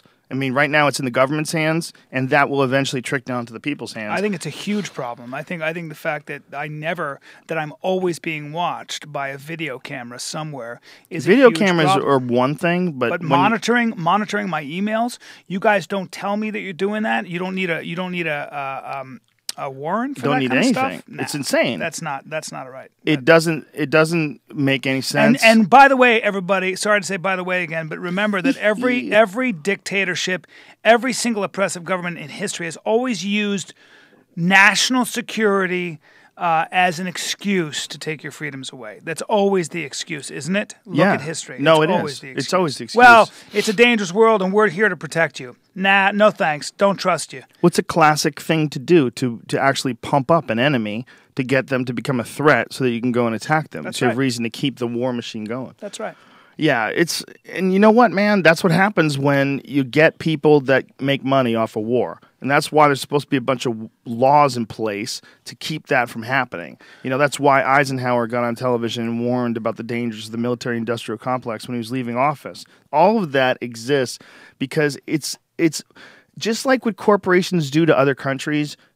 You know, if you're a good person, you wouldn't go to Venezuela and steal their oil and pollute their rivers. You wouldn't do it, okay? You wouldn't do it because you would see the people cry and see people starve to death and see the fish die, and you would go, wow, what I'm doing is fucked up. But if you're some evil chemical company and the way to make money is to do that, and you have stockholders and you have all these people that are putting pressure on you. Yeah, that doesn't enter the equation in as much. One of those leather chairs that has those rivets, those brass rivets like dug deep into it, like in a million different places, those puffy leather chairs where they always have like some brandy on a shelf, you know, with some glasses and a tub of ice that they clink, clink as they're pouring a drink. Listen, we have a bottom line. And I'm not going to Ecuador. Are you going to Ecuador? So fuck the river.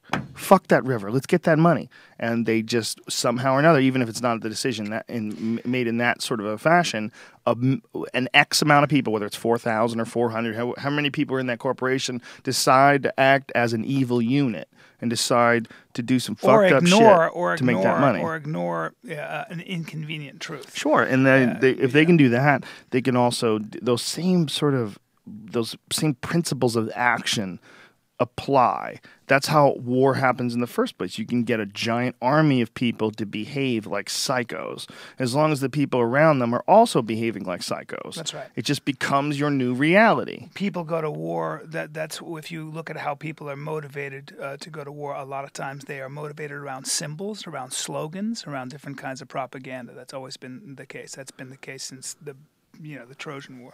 Yeah, and it's a characteristics of human beings that you have to. If you're looking at human beings as a set of ingredients, what is this thing like? Okay, say if you have a car, you have a a Mercedes-Benz. It's a 1996. How many horsepower does it have? What's it capable of doing? You know, how quickly can it stop from 0 to 60? What are the possibilities of this unit? Well, human beings are just like a car in that sense. Like, we have a lot of possibilities as far as documented behavior that's completely outside the norm. It's a giant spectrum from killing babies to helping old people across the street and planting flowers we're everywhere. A bipolar ape.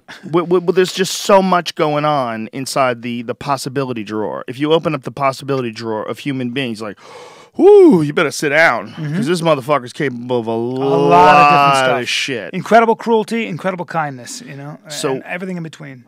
Yeah, so when you lump them all together without personal accountability, you're going to open up the potential for all this craziness, all the worst aspects of human beings when they don't have a direct action-reaction input That's from the exactly people that they're right. affecting. When there's no accountability, It's when you can mathematical. hide behind a huge institution. And it's almost not even about hiding behind it. It's almost not even about not having any accountability. It's a matter of not feeling it. Whatever you're doing, you're not feeling. This is one of the reasons why people can go fuck you to someone in their car. You can drive and go fuck you. But if it was on the street and that guy was that close to you, you wouldn't say fuck you to him. No. You wouldn't stick your finger at him. You would have to be crazy. Yeah, because you've got to respond to that person in front of you. You're interacting There's with that them. Malcolm Gladwell did that amazing study about how the murder rate went up when they had the ghettos, and after they built those huge projects, all of a sudden you didn't live next to the guy. The guy lived in a unit above you, and there was anonymity created. So you could shoot somebody for their shoes because you didn't know them. You didn't know somebody who was connected to them. You didn't know the fabric that they came from. It used to be when those, like in the Bronx, when all those communities came up, they came up around a barter system, around an economic system that kind of happened organically. When they put the Cross Bronx Expressway in there and they tore everything down, and they said, you know what we're going to do? We're going to plan the Bronx on a board. And they planned it on a board, and they had these they created these big projects. Let's just put them all in these big buildings. All of a sudden, the murder rate went up. And one of the theories is the fact that you suddenly now, because even if you were in a ghetto, you knew that kid's grandmother, you knew that kid's brother. There was always, everybody was connected. Right. You all knew each other. The minute you put people in those buildings, now they're living in boxes, and he's living on the 5th floor, you're living on the 1st floor, whatever, and you don't have an interaction. There was the economic fabric of that community was destroyed. So it became much easier to shoot somebody you didn't know. And they're in your close proximity. You don't have a relationship with them, and they're right on top of you. Exactly. Which is very unnatural for humans. And this is where I always say that, you know, if you think you can walk around and being ignorant in today's world, you're wrong about that. Political commitment is important, and knowing why you believe something. And this is a classic example, in my opinion, of a threat that is very insidious. It's not obvious right now. It may not be obvious, but that's why the Snowden case is very important. It's important to at least, you don't have to have an opinion, just familiarize yourself with how these things happen. History repeats itself. Know that your freedom can be taken away from you in 2013. It is being taken away in this country. And and everybody's like, hey, listen, no one's doing anything to my freedom. Just relax. Right. Stop getting crazy. Right. Instead of looking at it in any way that connects you to it personally, whether you're defending it or whether you're violently opposed to it, look at it as a trend, as a human trend, and then it becomes fascinating. Because if you take yourself outside of it and you go, instead of going, we have to stop this corrupt government, just look at, like, step back and look at what's happening. Like, ooh, what is this? Ooh, what is this? What is this? This is a strange little thing happening here. There's a convergence. But why are there cameras human everywhere? convergence. I know cameras solve crimes. I know cameras do a lot of good. But we have to Are ask you worried ourselves about the the camera? question. You keep bringing up the cameras. Well, but they're everywhere. I'm not. Yeah. And by the way, I feel safer sometimes because they're there. And I'm that's sure the trade-off. it has a positive effect. But to what degree are we talking about? What is the trade-off? And who is saying enough is enough? Where is the check and balance? That's what I want to know. It doesn't exist. Okay, well that's a problem. Not only does it not exist, it can exist if you follow the pattern of human behavior. It's like when rich people got cell phones. Do you remember that? It was a long ass time ago, 1980s and 90s. Like only rich people had phones, and you would occasionally see a phone, and it was like a cool thing. I remember this comic looked into, Jackie Flynn? Yeah. Funny guy. I love Jackie. Jackie he's always had like a couple bucks. His family's successful business, and he was always a part of that. And he had a real nice car. He had a Toyota Supra. And another comic looked in the window and he said, "Oh, I love the way that phone looks," because he had a phone in his car. It was like 1989 or something like that. Nobody had a phone. Way to go, in their Jackie. car. Plays a mean game with golf too. I heard. Yeah. He's got this phone in his car, and it was like, whoa, only rich people can have phones in their cars. Now everybody has a fucking phone in their pocket that they carry around with them everywhere. Eventually, it got so far. I was in Brazil, and I saw these people in this very poor neighborhood, and they all had phones. They were on their phones. They were talking on phones. It's like it's become so worldwide and world spread. And right now, information is freely accessible only to the people in the highest points of government. Right now, it's only the people in the NSA, the people that have made these shady inside deals with internet providers and have gotten access to phone calls and records and text messages and shit. It's only them. But that's just a trend. It's going to start with them, and then the technology is slowly but surely going to be available to everybody. That might be a good thing, right? It might be a good thing, but it's going to be a different thing. And here's the problem. Money. Because money right now is just ones and zeros. Money right now is just confidence. It's just information. It doesn't exist anymore. There's no you can have $1 million. Exactly. It's not like gold. It's not like you have a stack of gold. Like you have $1 million. So if you go to that bank, those million notes, you can turn them in. They'll give you a million, X amount of pounds of gold that equals $1 million. It doesn't exist anymore. So if it doesn't exist, what is it made out of? Well, it's made out of ones and zeros. It's all it is. It's made out of confidence and ones and zeros. And the rest of it is just woven into this complicated system that's called our financial structure. But if you looked at that objectively, you go, well, we have a very complicated system. There's no need to worry. You stop and you go, what are you talking about? You have a bunch of computers and ones and zeros. You don't have a real money. You don't have a real substance. So my point is that I have a theory that as information becomes more and more freely distributed, it's gonna happen. It's gonna get to a point where there's no boundaries. There's no boundaries between thoughts. Everyone's going to be able to read each other's minds. You're all going to be able to communicate through Wi-Fi, and you're all going to know everything that everybody else knows. You're not just going to know what you tell me. I'm going to know what's going on in your mind. I'm going to know what you can remember. Like a central neural net. Yeah, and we're going to be able to create artificial recording of memories that's far more accurate than the shitty memories we carry around in our brain. And when that happens, you're going to have access to mine and I'm going to have access to yours. And it's going to be a requirement eventually that everybody has some sort of a neural recorder, because people are going to want to know what you're doing. They're going to want to have full access to your thoughts and ideas. We're going to be able to solve all the crimes instantly. That's going to be the answer to it. They're going to say there's going to be 100% accountability. No one will ever get away with a crime again, because we're all going to know exactly what everybody does when they do it. So we're all going to sign up for it. What's that say about privacy? There's going to be none. But my point is, money's going to go that way too. There's going to be no money anymore. It's going to reach a point where it's just resources, and it's just there has to be some sort of a fair system as far as the distribution of resources. But the idea that you're going to keep them in a bank and get them out with a card, good fucking luck. Right. There's ones and zeros, man. It doesn't mean it's not going to mean anything when everyone can get access to it. They have they've already figured out a way. They're on the preliminary stages where they can map. I guess they show you an image, and then they look at your brain activity when you see that image, and then when they show you the image again, the brain activity it shows up on the same kind of pattern. So you recognize something and they can tell. So what the idea is that if you robbed a bank, or you were a criminal and you were in a certain place, and they give you they show you that place and they scan your brain. When they tell you about the place and your brain registers a certain thing, they can show you a picture of it. If your brain registers that image again, like the same kind of brain activity, they can tell whether you've actually seen it before. It was this weird kind of idea, So we're getting closer and closer. But when you say zeros and ones, you're talking about money no longer being real. This guy named James Rickards, who wrote a book called Currency Wars, did my podcast. The Pentagon hired him to stage a currency war, so simulate what someone like China could do to our currency system.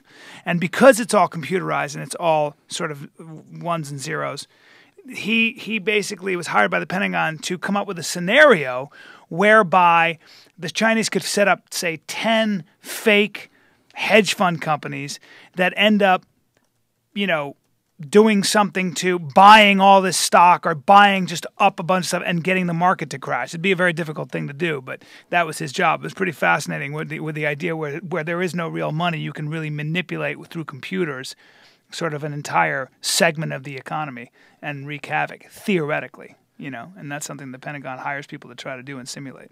But it was really, really an interesting kind of concept. Well, if your money is based on a computer, I mean, if it's based on calculations, you can protect it. You can put up firewalls, and you can do. But essentially, it's just as vulnerable as a computer is, and that's what One of the things about the financial system that I found to be terrifying when I found out that stocks can be traded by bots and that they could recognize trends and trade like second to second, like do these split-second analyses of trends and constantly keep earning money that way by exploiting the system and understanding which way things are moving and buying and selling. So you just chipping away at the block every couple seconds, making a little bit here and a little bit there, but taking essentially very little risks.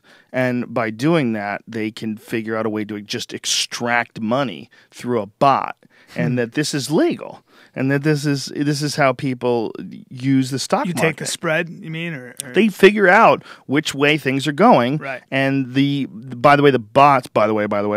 bots can do calculations and input trades faster than a person can. Yeah. And they're connected to whatever the fuck our financial system is. I mean, when I see the Dow and I see those fucking numbers scrolling through the bottom, to me that looks like a Close Encounters of the Third Kind. Me too, bro. The inside of the spaceship, like if they had the inside of the spaceship and they show the alien language. Greek to me, bro. It's Greek to me. But it's Greek to everyone, even if they understand it. It's still insanity. It's and I shouldn't say Greek. But yeah, in a way, look, Greece is fucking bankrupt right now. You know how crazy is it that at one point in time, the greatest culture on the planet Earth, the most knowledgeable and filled with scholars, creating beautiful works of architecture and stuff that people still read today, still inspired by today. Some of the great Greek masters, and then today.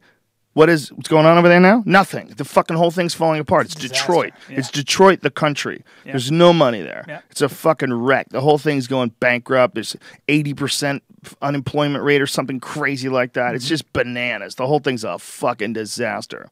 Yeah, that's right. Like these civilizations can hit these insane heights and then come crumbling down. But Greece is a good example of what we're talking about.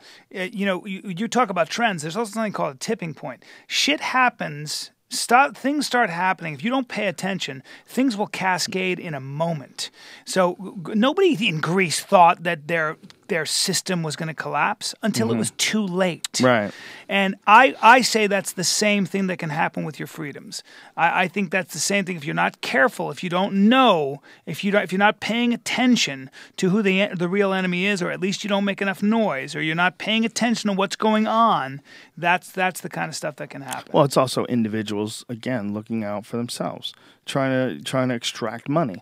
It's individuals exploiting a system, a shitty system. Sure. Individuals exploiting it. I mean, the housing market in this country, for the people that don't understand it, which is, by the way, everybody, by the way, nobody understands it. That's how it happened. Yeah. You can sort of be armchair quarterback and, you could sit back Monday morning and sort of second guess the decisions that were made. But the reality is it's sort of exposed that the whole thing is horseshit. And the reason why it was horseshit was because the way it was set up, even though it didn't last, was a bunch of people were able to extract insane amounts of money that made no sense. Even though it didn't make any sense. Fascinating book. Well, did you sell a house? You sold a house, right? Yeah. Did you make a shitload of money on it that makes no sense? Yeah.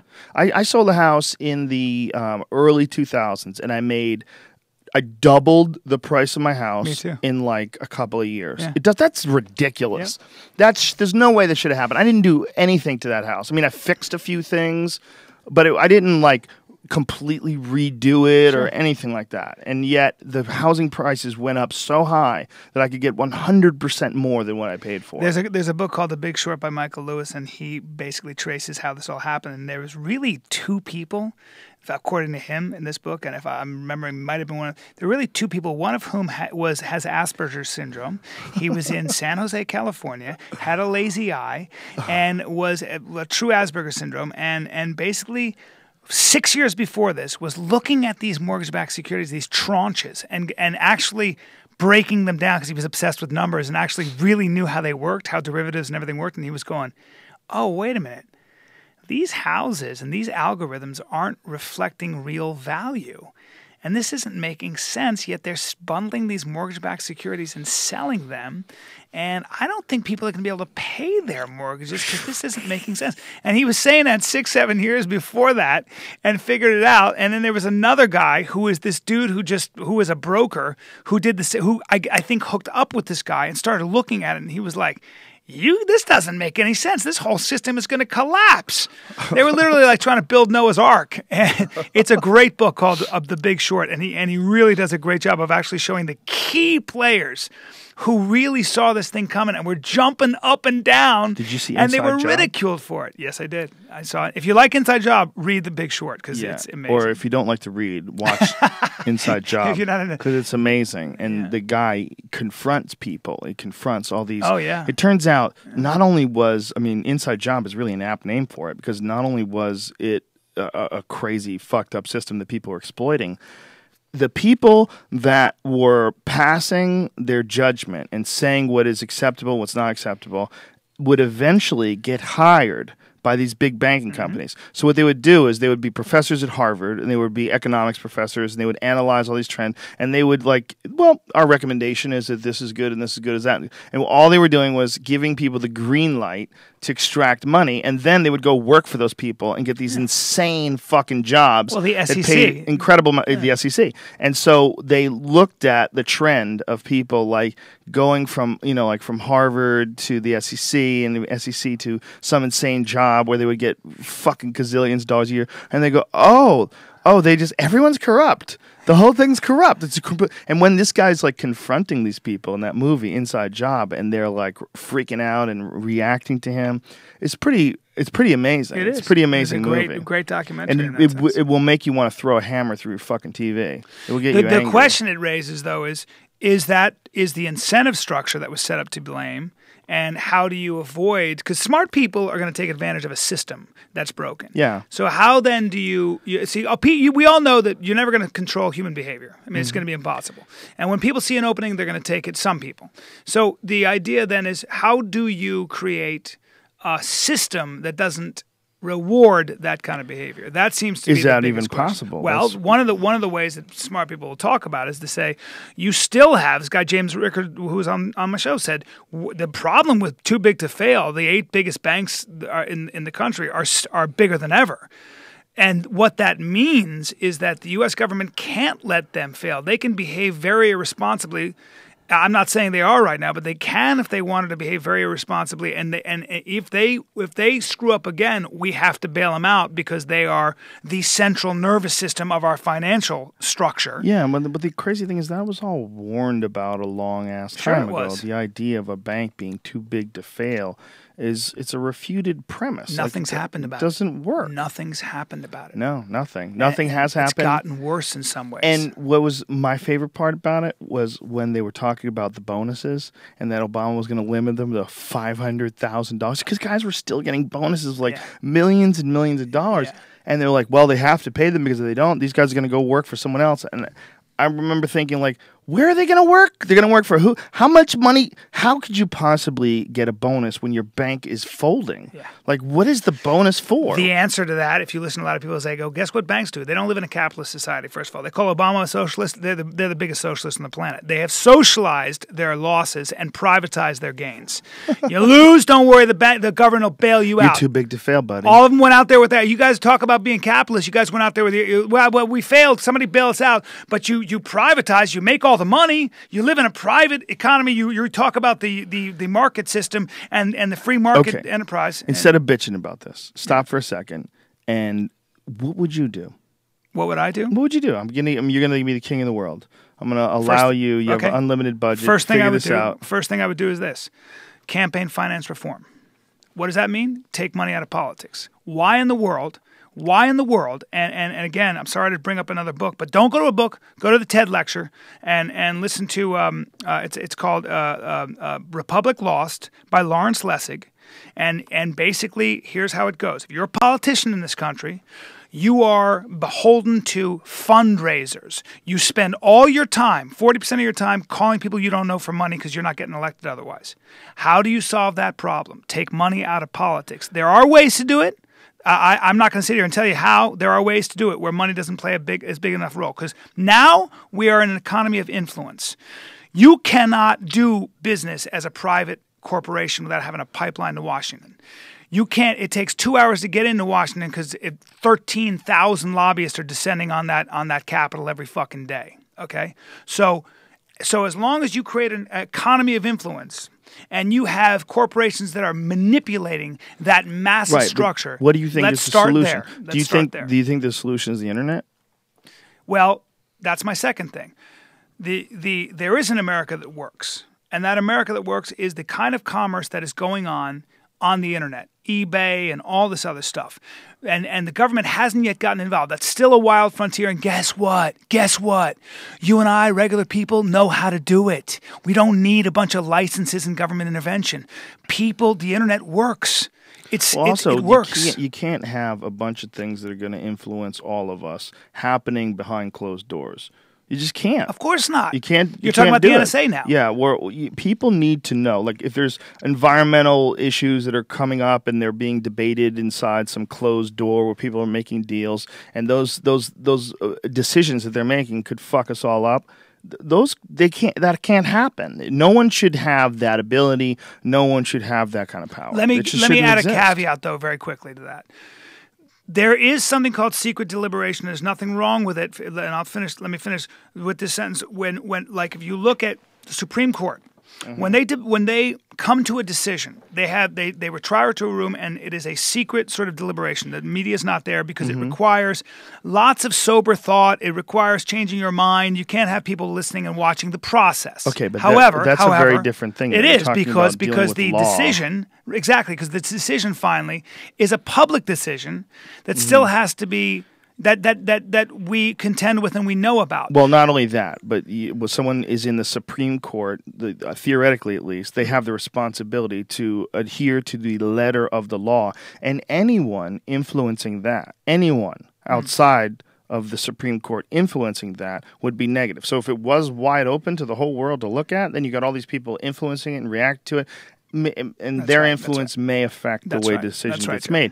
But it's been hijacked. Of course. It's been hijacked. So they do get influenced. When you hear the Supreme Court pass shit that says, like, a corporation can act as an individual and they can donate as much money as they want to a campaign, when you have, like, those kind of decisions being made, you go, oh, they got you. They got to you. If there's widespread spying on its citizen, if a government is spying on its citizenry secretly, if they are collecting information from ordinary citizens, I want to know about it.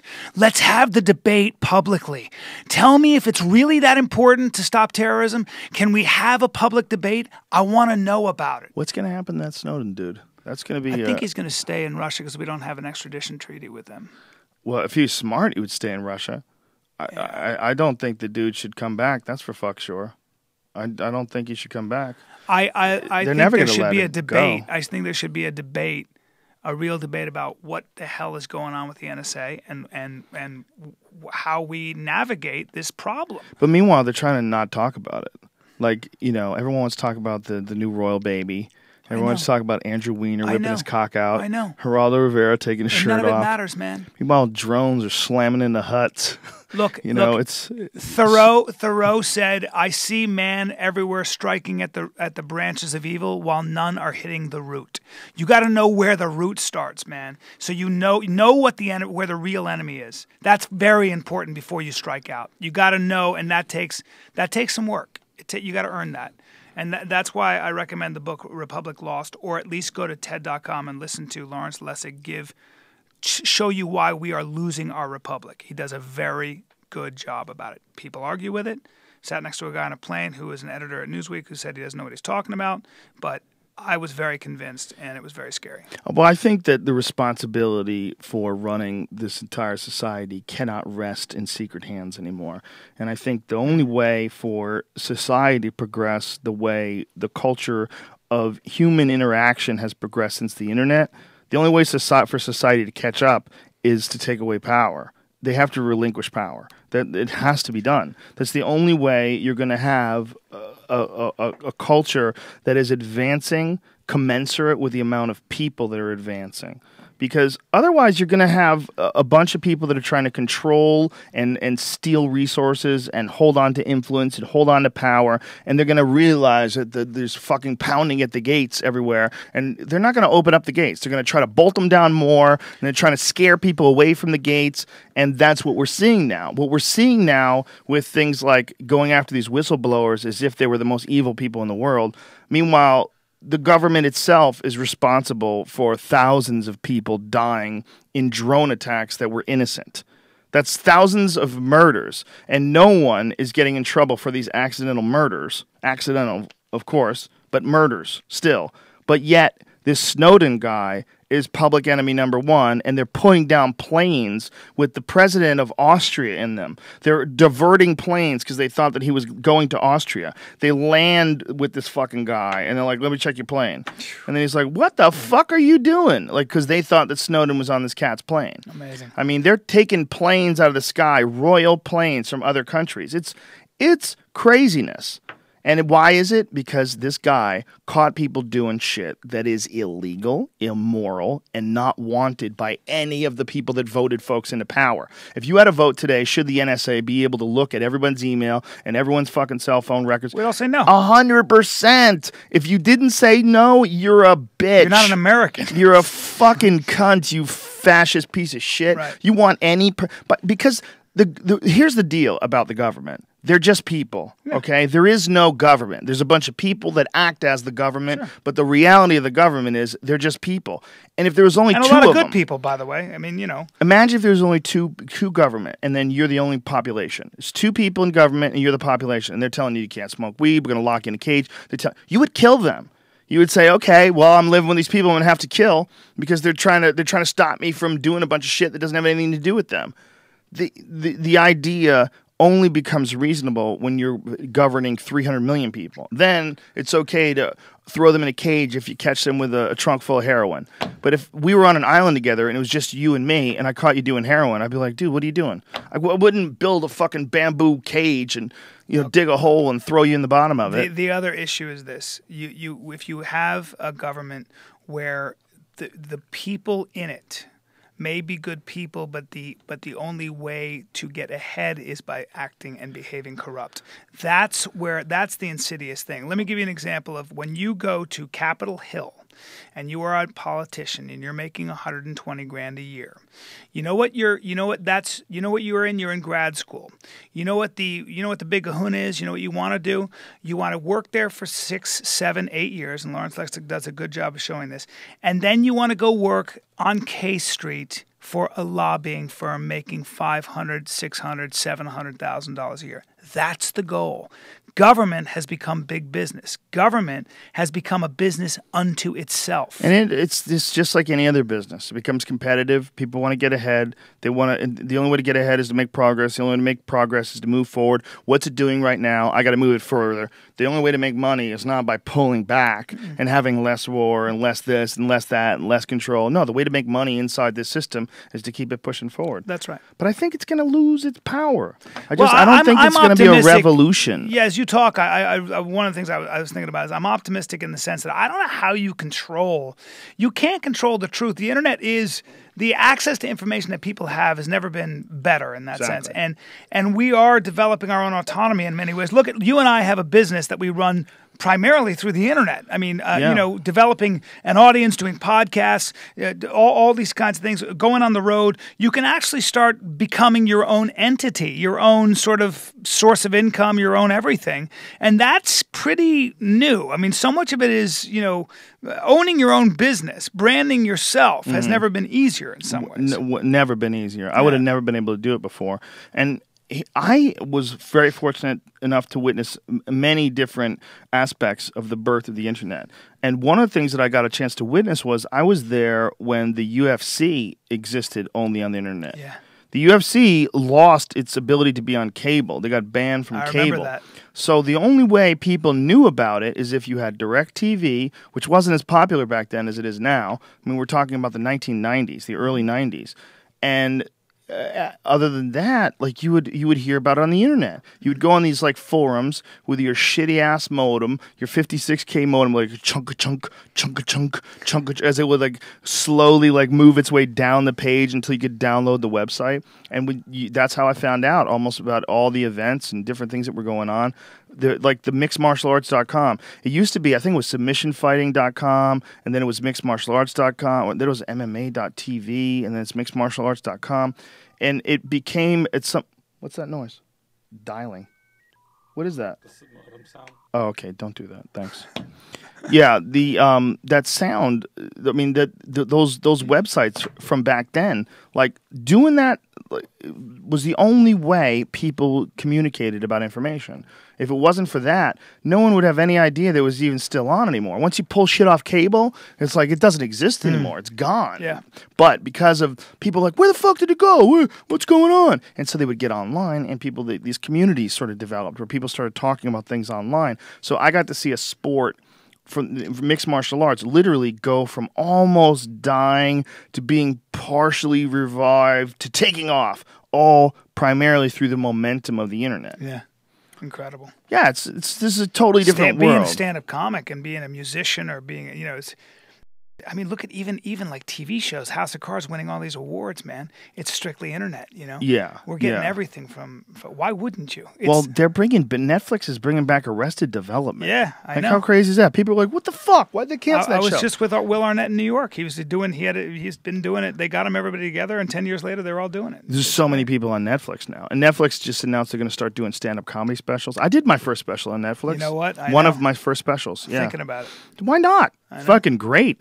I still to this day. They all watch my first special on Netflix. Why wouldn't they watch? Why not just go right to Netflix and do it? To this day, I get tweets about my 2005 special. Yep. From Netflix. Yep. That was the beginning, the whole eat the sandwich thing about society and human beings are sort of like mold on a sandwich. That I think we might be here to eat the sandwich. It's the horrifying revelation. Right. Did you? There's a recent article about the Pacific Garbage Patch, about the new measurements of the Pacific Garbage Patch. How big is it? Like the size of the US? It's closing in on California. God. It's getting closer to us. If you haven't paid attention to this, it's something we haven't talked about on the podcast in a long time. But Google Pacific Garbage Patch. It's essentially like there's a tide, there's a current. The way the oceans move, the way the currents move, it developed this sort of area where all the shit that's floating in the ocean coalesced and combined into this enormous soup of fucking rotting plastic. Wow. Slowly degrading plastic that kills millions of animals a year. It kills Can't we go in there with millions. scoopers? I mean, It's like Texas-sized. Yeah. It's so big, it's insane. And it's not like a solid thing. It's like soup. Yeah. So it's little pieces. Yeah, and it in the sun and in the ocean, the salt water and the surf and everything like that, it slowly breaks down till it's like floating pellets of shit. Yeah, and what's fish and everything eats it. They eat it and they die. Fish, birds, they eat it and they die. It's just millions of them. And the whole thing is enormous. And no one's cleaning it, and it's getting bigger. It's constantly getting bigger. I have to believe, though, that the technology, 3D printing and stuff like that, we're going to have less waste, less transport, right? I mean, I don't know. And that's an interesting possibility. I think the ultimate reality, which would be the best, is if we develop something that can eat plastic. And somehow you can control it. Well, they have those kinds of things, but it's a question of, But it's also, look, what happens once it gets done eating plastic? Well, I like people too. Right, There's no more plastic. Let's start eating feet. There are bacteria that you can, that we do use, I guess, enzymes and bacteria that actually do that now. But whether or not it's biocompatible, and those are the questions that the march of science. Well, there's been some thought about doing various things to clean up the ocean, and one of the things is actually introducing certain algae and introducing iron, taking metal and creating metal structures and putting these metal structures in the bottom of the ocean that would attract various types of algae, and that various types of algae, those would reoxygenate through their use of whatever the fuck they need in the ocean, and actually clean up some of the water. And sometimes I feel like all these problems are put there for a reason, and anything is surmountable. Oh, you're so cute. I know. Anything it's is all surmountable. for a reason. No, just anything is solvable, including everything that happens for a reason. Yeah, well, that stuff is all annoying. It's annoying, but then it's not, right? Well, 'cause I'm with you. I believe I know it. what you're saying. I believe it's any challenge. Human beings do incredible things, man. Yeah, I mean, human beings come up with. Do you ever hear the story about Morse, the guy who created Morse code?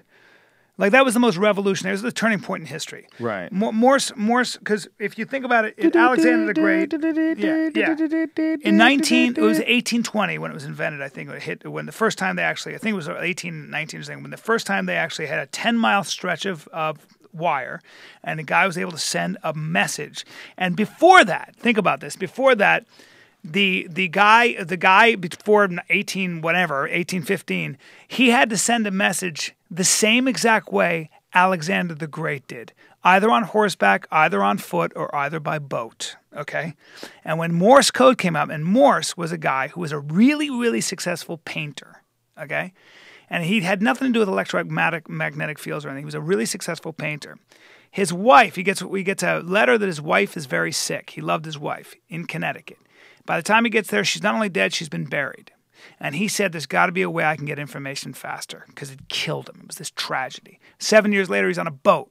He meets this electromagnetic engineer. He starts talking to him.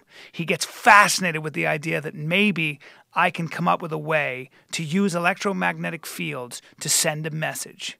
About 10 years after that, he invented something called Morse code, this painter, because he was so heartbroken over his wife. Wow. And the world has never been the same. That was a bigger communication leap, actually, than the internet, because it was the first time we were able to send instantaneous messages. And then I think 5 years later, we finally had a wire from New York to New Orleans, which was so much faster, and you could get instantaneous communication. The world was never the same.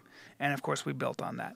But the history's so full of individuals that were trying to solve a problem that seemed insurmountable, and oftentimes it was because they basically, like Alexander Fleming, had a cold. Mm-hmm. His snot fell into. He had all these petri dishes working on different spores and stuff, and he decided to clean stuff out himself. He never used to clean his own petri dishes. He had a cold. His snot fell into one of the moldy dishes, and he realized that the bacteria under the microscope, the mold had killed all the bacteria. And he went, wait a minute. That's how he invented a little something called penicillin, which then became antibiotics, which is why people are alive. It's crazy. So many of these things either happen through accident with individuals, or people were trying to solve a problem. Yeah, that's one of the things about life, is that you need struggle. It seems like you shouldn't have it, but you need it. Oh my God. And one of the worst things that can happen is when people don't struggle anymore, and then they start to suck. And they used to be awesome. You know, you see it with musicians time and time again. You see it with certain comedians. You see it with certain writers. You see it with certain actors. They lose whatever the fuck it was that they had when they were struggling. When they were struggling, and they had to show up, and they just sometimes. It's good to be criticized. Sometimes it's good to fail, and because that fail can be like a turbocharger that kicks you into the next space. A wolf at the door is usually luxury. It's Some not of struggle. my biggest leaps in my comedy career have come after bombing. Me too. My biggest leaps, one of my biggest ones ever in New York came after bombing. One of my biggest ones in Boston came after bombing. I've had them in L.A. that came after bombing. Mm-hmm. One of the reasons why I dove back into comedy. I bombed one night at the Comedy Store when I was doing news radio, and a bunch of the writers came to watch me, and I ate dick. I ate dick at 1 a.m. That's terrible. It was the main room at 1 a.m. You've been there? Sure. You know, that's the spots that I used to get back then. You know, I was a nobody. So I used to get these spots after everybody had ripped that place sideways, and there was 20 people left, and then I went on to this dead crowd Dead. with my shitty 20 dry alcoholics, some who jokes. don't speak English, just stirring their drinks. I've been there. It was death. Yeah. And then I realized, oh my God, I'm coasting. Like I realized, like I went up there. I thought I could do the same jokes I've been doing for years with no passion and no energy and no excitement to them. And I felt it while other people took it in because the room wasn't giving me nothing. I had to bring it myself. And you can bring it if you're good. Sure. You can bring it if you actually have it. But that's when you find out if you're faking it. When there's 10 people in the crowd. You know, anything less than 50 people, you can't trick those fucking people into laughing. Right. You're either funny or you're not. Right. But a 200 person, you could sometimes we all know, and no disrespect, but we all know those people that can go on at the Laugh Factory at like 8:30 on a Friday when everyone's laughing at everything, and you can watch this bizarre mayonnaise sandwich of an act where you're like, what did I even just see? But yet the pauses are in the right place and people are laughing and the person's dressed right and they don't stay too long. You know, you do like 10, 15 minutes and good enough. You hit on enough buzzwords that people like, oh, you brought up some things that people think is funny like Kanye West or whatever. You know, it's enough. You did it. You were safe. You got through it. Yeah. But that same person, put them on the Comedy Store at 1 a.m. in front of 20 people, and they will get nothing. Zero. It's the death march. Yeah. Those shitty, dry words tumbling out of your mouth like dirt, like literally dirt coming out of your mouth. Yeah. Well, you know, they always say that. They sort of say, why was Louis Armstrong so great? And some of those black musicians who were doing incredible things with a horn. And there was this historian, I can't remember his name, said, well, when you were black back then, you weren't allowed to speak your mind. You expressed yourself through your horn, man. And he was trying to say something. He was really trying to say something through that horn. Yeah. So it really is a question of what your motivation is and how important inspiration and motivation is to keep yourself going, man. Yeah, you have to have something, man. You gotta be uneasy. I keep myself uneasy, you know, and I do it. I don't do it because I'm better than other people. I don't do it because I'm smarter. I do it because I failed. And I realize why I failed. I realize what made me fail, and then I don't do it that way anymore. It's really that simple. I'm not better than anybody. What I am is a guy who did a lot of shit and failed miserably a bunch of times, and then hated that feeling. That's right, man. And made sure that I didn't do that again. Yeah.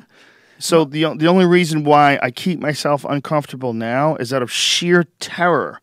The feeling of that I had before when I've bombed or when I've half-assed something or when I haven't pushed as hard as I can. I'm also driven. I want to see what I have inside me. I'm curious. I'm also really driven by curiosity for myself. That's an ego thing, isn't it? I don't know. I don't think so. The idea of actually, seeing what's inside you. No, I don't think it's an ego thing. I think for me it's like what's Bryan inside me. Callen. My buddy I was just What's with. inside I went to visit in Europe. He's made about $1 billion.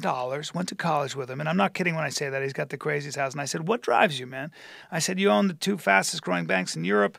You've got crazy money. The staff, we're flying around in your private jet. What is it that drives you?" And he said, he looked at me, he goes, "Look, man, I like building things because I'm never sure if I can really do it. It's just always a rush to be able to try to build something and see if I still have it, see if I can still do it, see if it's a new challenge and just try it." And it has nothing to do with the money. That's just like he's made more than anybody could ever spend. Yeah, well, that's when it becomes like a weird game that you're playing. That's what it is. Like for Bill Gates, at a certain time, Bill Gates had to realize that he could never spend all that shit. If you if you really do get to keep it, like I'm not sure what happens when you have $98 billion when it goes up 50 billion and then down. When the market shifts, like that's the weirdest thing about those guys when you look at like their net worth. Yeah. And then like it used to be 90 million or 90 billion, now it's 40 billion. You're like, whoa, wait, where the fuck did that go? Right. Like what happened there? Right. Like you lost 50. What? Wait a minute. What are you even saying? But at a certain point in time, what if he stopped now? How much money would he have every year just to spend? It would be an insane amount of money. He's done. There's that thing about Bill Gates 10 years ago when they said if he dropped $40,000 out of his pocket, it wouldn't be worth him turning around to get it because his time is worth much more than the time it would take to actually turn around and pick up the $40,000. Oh, that's... So it would be financially prudent for him to keep walking. That hurts my brain. I love that stuff. No. You dropped $40,000, whatever it was, or something crazy. Like I was that. looking online at houses that rich people own, like Oprah style houses, and Oprah has houses everywhere. But she's got this house in Montecito, which is the nice area outside of Santa Barbara, like really old school, beautiful homes, really beautiful neighborhood near the ocean. And her house, it's like, how do you have enough money for this is one of your houses? It doesn't even make any sense that one person can accumulate that much money. Yeah. And then when you stop and look at it and you go, wait a minute, how did she do that? She's just talking. Like, Oprah doesn't do shit. She's not juggling. She doesn't play guitar. She was inspiring. She doesn't play guitar. No. She's not the fastest race car driver. No. She doesn't pole vault. All she does is talk and go, we'll be right back. And she's got 100 fucking gazillion because dollars. She was a source of major inspiration for millions of women. It's insane to look at her house. Her house in... Is it crazy? Oh, my God. It's insane. It's incredible. Well, I remember when I was doing Fat Actress and she was redoing Kirstie Alley's kitchen. And the kitchen... Oprah was doing it? Uh-huh. Why was she doing that? I don't know. Something that she decided to redo Kirstie Alley's kitchen. It was going to be on the program, that they showed it on at Oprah. Oh, and I was there while they were renovating it. I believe I'm sorry, Kirstie, if I'm talking out of line, but I think it cost $700,000 just to redo the kitchen, dude. $700,000 to redo the kitchen. What kind of fucking kitchen was it? What are you talking? I don't know, just big. Yeah, it's not worth $700,000 to me, but it was all detailed with incredible mosaic and all that stuff. But you got to think that she's really big and she probably eats a lot of food, and so I'm you not need a lot of refrigerators and shit. She, as far as hot chicks that got gigantic, she's numero uno. Yeah. There's never been a super hot chick who got gigantic and then stayed arrogant. She's very extreme. Yeah, stayed out there, stayed bold. She's a bold out broad, there, would talk about losing the weight and then lose weight, drop 100 pounds, do a fucking weight loss commercial. She went cold on me. We hung out. I loved her kids, and then we did that show, and then she just never called me back. I was like, what happened after you did the show? You stopped being friends? No, even during. While we were doing Fat Actress, something happened where she. Did you fuck her? No. How dare you? No, but she just went cold on me. I never understood it. She just went dead cold on me, and. Is she a Scientologist? Never even looked at me. Yeah, she was a Scientologist. I'm reading Going Clear now on your recommendation. Great book. Yeah, I'm. Woo. Just you wait. Brother. Yeah, I'm about 50 pages in. I just started it. Oh, please continue. But it's absolutely fascinating. He also wrote a great book, Lawrence Wright, about the Looming Tower, which I also read about the rise of Islamic fundamentalism and culminating in 9/11. Fascinating. You have to read that next. You have to. You just have to. I would love to. Yeah, that's. Any religious fundamentalism scares the shit out of me. Yeah. It's a prison of belief. Scientology is a religious fundamentalism, and that's what's fascinating about his book.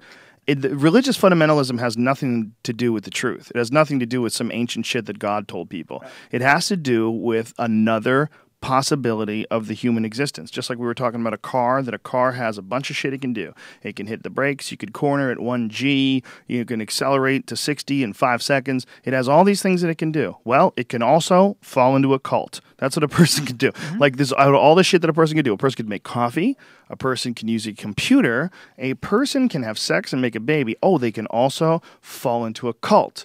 They can also, because we were in Utah filming my show last week, Duncan and I, and we showed up at the airport, and it was one of the strangest things I've ever seen in my life.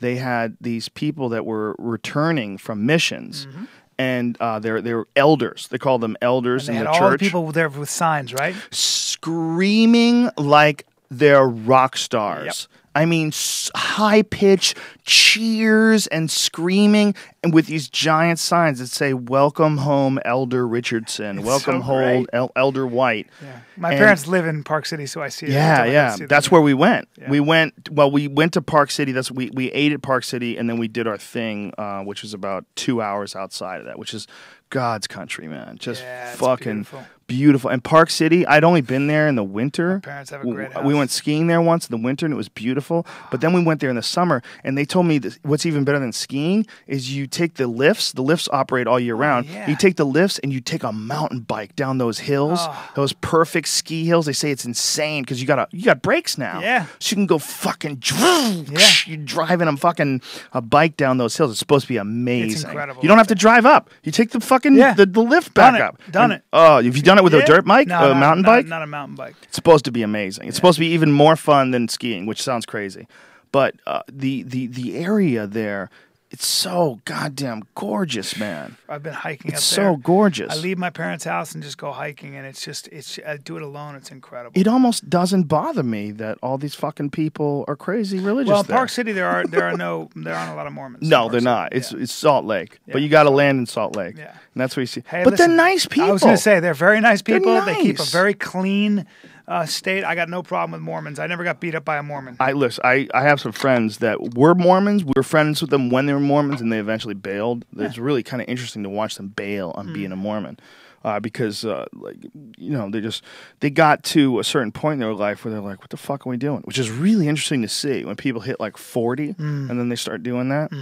But these people living in this state, and a giant percentage of them being involved in this one cult. But that cult seems to work for them for the most part. Like they get those weird aberrations, like they branch off like occasionally, and have that one guy that got arrested. What was his name? Jeff something or another. That What the fuck was that guy's name? The Mormon Church, I believe, outlawed polygamy. Like in very, very, like in the 1800s. And then there was a sect that split off, a bunch of guys who were perverts who were like, bullshit, which I sympathize with. Jeffries, right? And yes. And he went to jail for a long time. Yeah, well, what's even more interesting is that one of those groups that branched off because didn't want to give up the polygamy was the guy who was running for president, Mitt Romney's family. Really? Mitt Romney is a super Mormon. In fact, his family lives in Mexico. His father couldn't run for president because his father was born in Mexico. Really? So Mitt Romney was born in America, but his dad was a part of the cult that moved to Mexico because they didn't want to give up the pussy.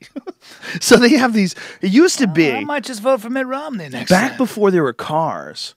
It didn't matter if you were in Mexico. It's like you're in Mexico, you're in the United States. In the 1800s, it was like they were like, well, if you want to be an American, you cannot have multiple wives. They're like, oh, but I can have multiple wives. I just cross that river. Right. You take care. See you later. Ta-ta for now. Yeah. And then all of a sudden, you're over there, and then someone invents something called cars.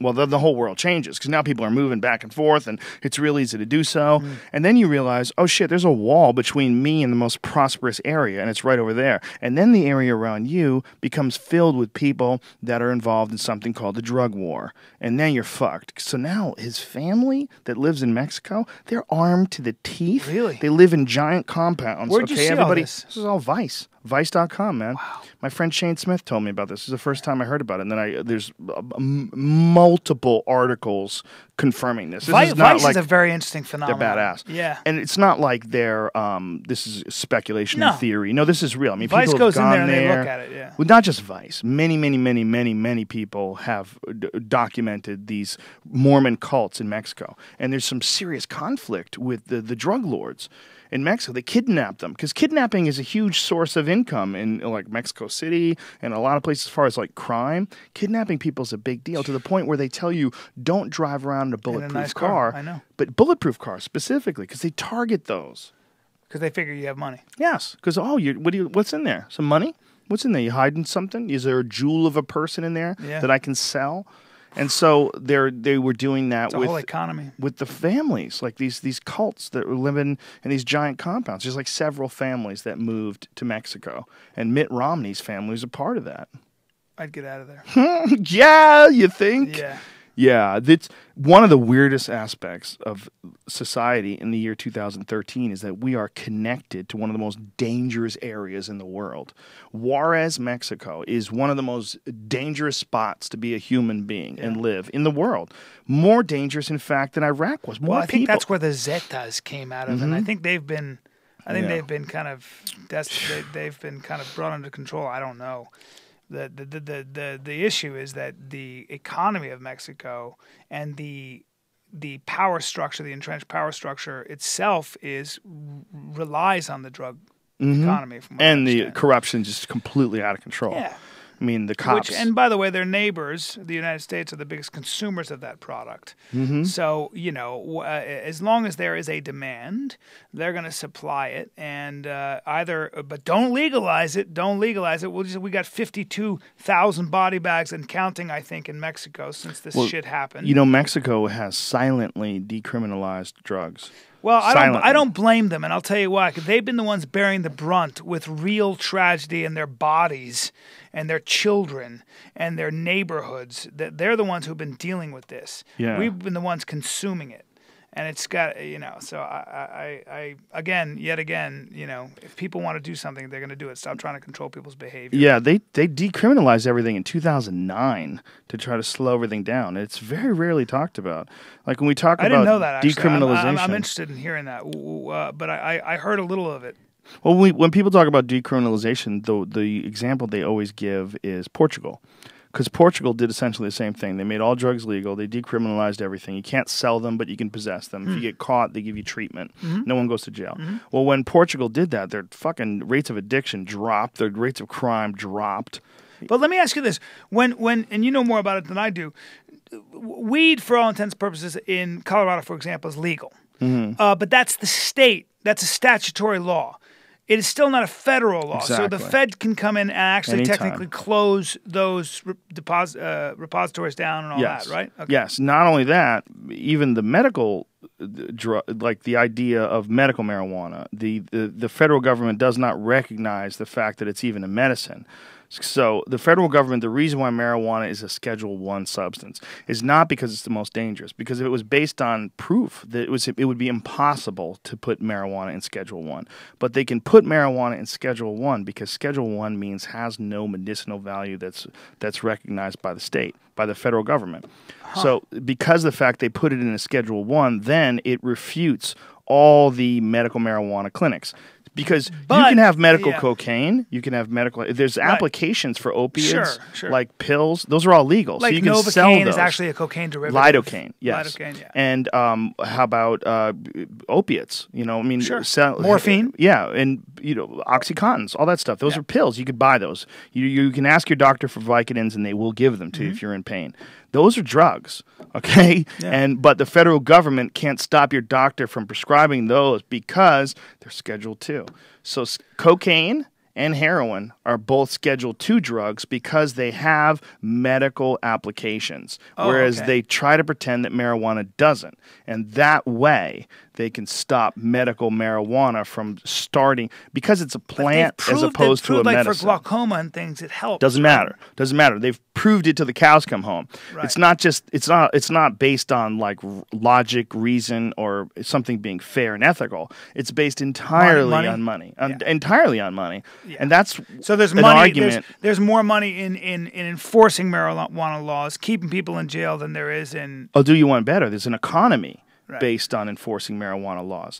If marijuana is responsible, and this is a true fact, is responsible for a large percentage of people that are in federal prison, a large percentage, more than 20% of all the people that are in prison are in there because of marijuana, or it's growing it or selling it or whatever.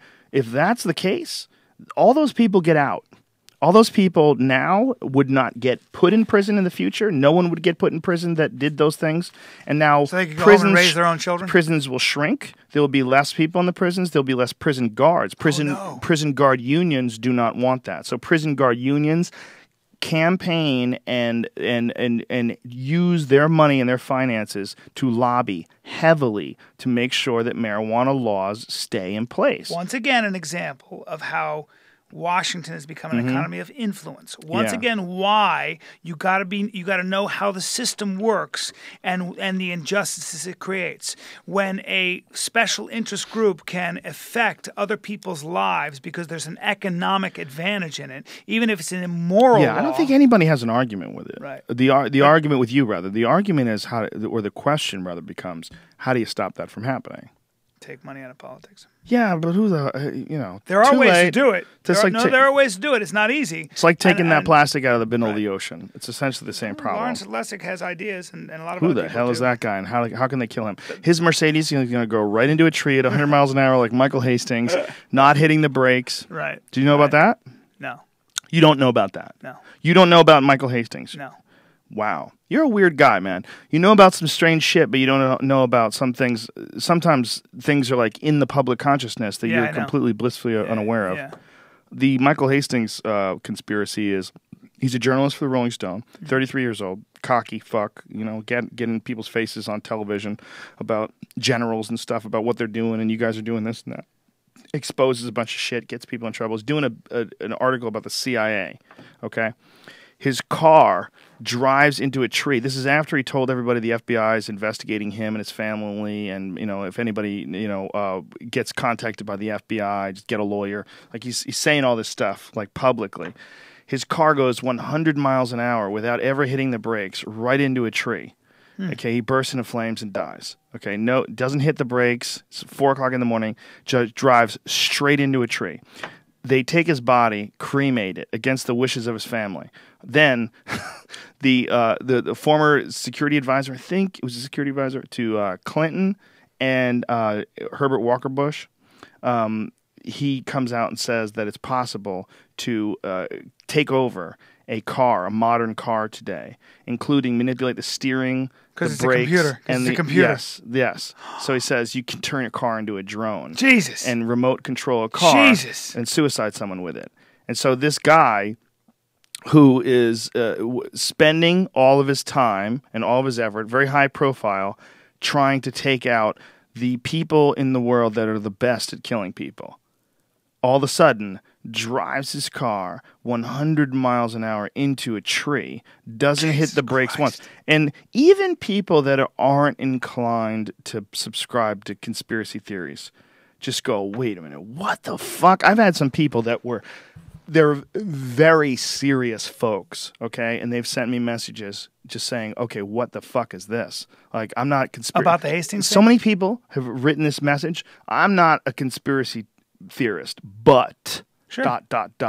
and then sent me that. I mean, scholars, like people that I've met that are, have PhDs, and they're looking at this and they're going, whoa.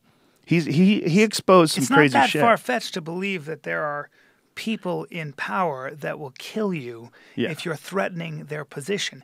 It seems to me that's what history would suggest. But it goes along the lines of what we were talking about earlier. How anonymous you can be. And now, also about what's possible. You know anybody at the NSA? I don't know anybody. No, do you? Yeah. I don't know anybody at the exactly. NSA. I don't know any of those guys. I don't know one person. So, I believe that there are probably people who could manipulate a car. Yes, it can be done now. It's fact. It's really pretty wild. No, it's a fact. It can be done now. I want to get that Tesla, by the way. Whether it's been done is not a fact, Yeah. but it's a fact that it can be done. Wow. There's absolutely look at that. Hacking a car is way too easy. These guys who have looked at it have said that this is you're not talking about going faster than the speed of light. You're talking about something that can be done. Mm-hmm. And not only that, a guy came out with an iPhone application, a $25 iPhone application that can take over your car. Come on. Yeah. Someone came up with an application for a cell phone that can take over a car. And one of the reasons why he talked about it because he wanted to let people know, like, hey, look, I made this. Like, you guys know that this is real. Okay, I'm not trying to hurt anybody, but I want everybody to know that this is possible. Talk about being able to steal a car really easily. Yeah, well, a car's a computer. And again, it sort of goes to what we were talking about one day there's going to be a point in time where money's not real. There's also going to be a point in time where objects aren't real either because they're computers and you're going to be able to control it all. Yeah. It's like, this is really amazing. I never thought of that. I'm literally looking at that Tesla. I want to get that electric car. Oh, that's the craziest. You should get a 1970 Porsche. Get an old old car. I'm going to be driving it because they're always updating that car. They're always downloading information into it, that Tesla, right? Yeah, you want a car with a carburetor. And no anti-lock 6 miles to the gallon. No, the old Porsche's not bad. It's a light car. What do you think of it? You know a lot about cars. I love Tesla. It's a great car. One? Well, no. The issue, yes or no. Okay. You can't have it as your primary car, your only car. That's what I would get. Because if the shit hits the fan, you're stuck. Okay, the gasoline is going to exist for a while. Right. Okay, even if there's some sort of a pandemic, Walking Dead type scenario, you can be able to find but at least I have a gas pockets of gas. Yeah, but the issue with these cars right now is twofold. One, there's not enough superstations. And what a superstation is, you can go there and in 10 minutes they can charge it like 50%. It's pretty badass. It only takes like 10 minutes. The other way to do it, I think it's within 30 minutes or an hour, they get it up to like 90%. But then to get to that the extra 10%, it's quite a bit more. It's a pain in the dick, man. If you're just driving back and forth and you know you're going to park it in your house every night and commute, it goes about 300 miles. And that's good. Yeah. That's fine. Like for LA traffic during the day, that's fine. It'll work. But if you want to go somewhere, like if you want to go to Vegas, you might not make it. Right. You're going to have to stop somewhere along the line and charge your car. And it might take a half an hour. I'm getting one because I go to Vegas twice a year. I'm getting a Tesla. Yeah. I mean, if you're not like a travel, you're not going to go to Yosemite. Yeah, no. You're not going to drive up to San Francisco. Yeah, I get it. It's a beautiful car. It's a beautiful car. I interviewed Martine Rothblatt. She is the woman who, she actually invented DirecTV. Not DirecTV, XM radio, satellite radio. Wow. And had one of those things. She I had remember one of that. those Tesla things, and I was like, "Ooh, this is badass!" Like this thing. She's the one who in the video for this new show that I'm doing. She has a robot made of her spouse. It's called Bina 48. Her wife's name is Bina, and she has this Bina 48 robot that's a head that talks to you. It's connected to a computer, and you talk to it and ask it questions, and it answers and responds. So And it's like this is like one step further than the last one that she had, which is one step further than the previous one. It's like she's slowly but surely updating these things till eventually it's a real robot. Like eventually it's not just going to be a robot of her spouse. It's going to be her spouse. Yeah. I mean, this is it's an inevitability, but she had that badass Tesla S. Yeah, I want to get that. It's a wicked car, man. It's fast too. It's weird fast because it all is like immediate and instant.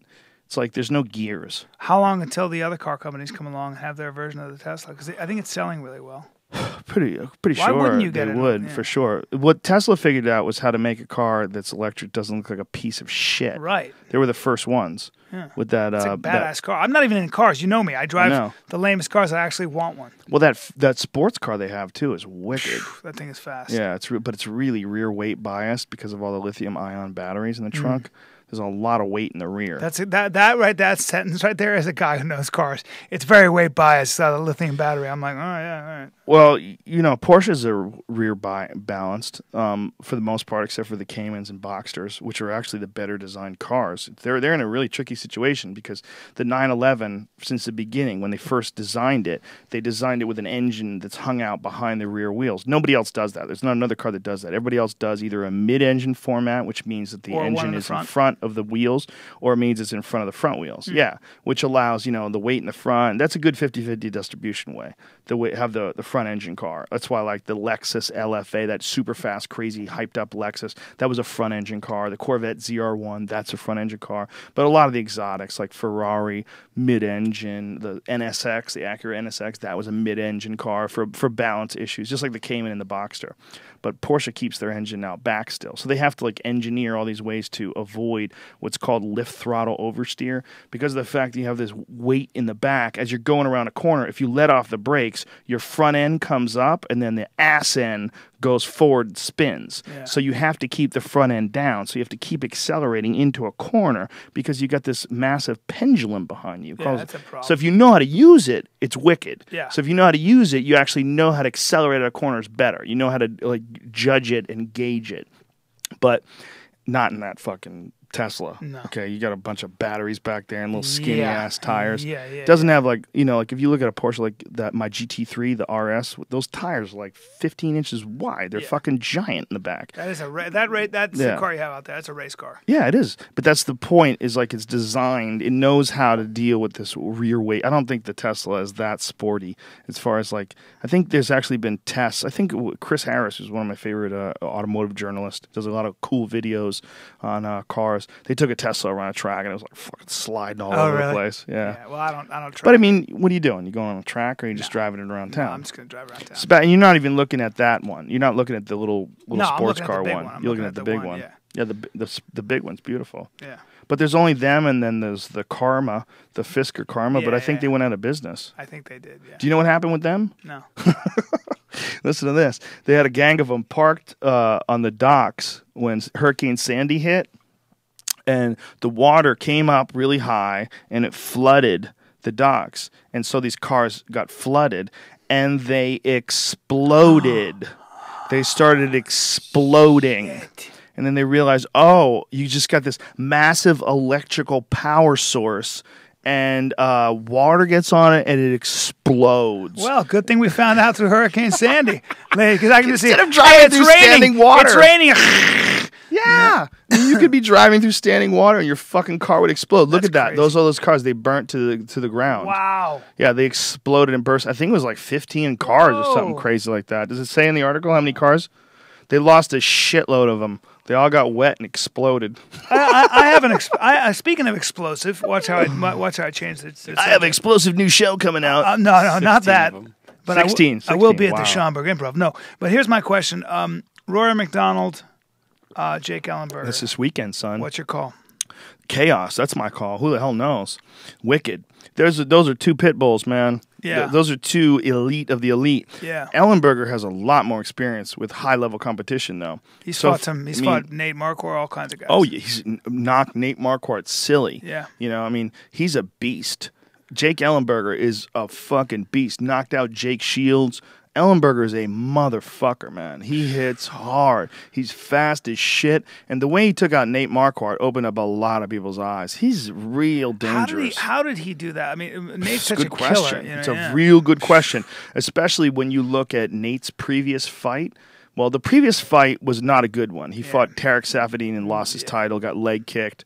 Safadine just leg kicked the shit out of him. I don't think he knew just fought real smart. He didn't plan for that or something, you know. Well, I don't think you could take it away from Safadine because I think he fought the worst case scenario fight when you're fighting like a really. What Safadine is a very technical kickboxer. He's very technical. He does things the right way. Marquardt is athletic and powerful and explosive, but no disrespect to his camp, I don't think he's trained in the technical level of Safadine. Safadine was like a real professional kickboxer. Right.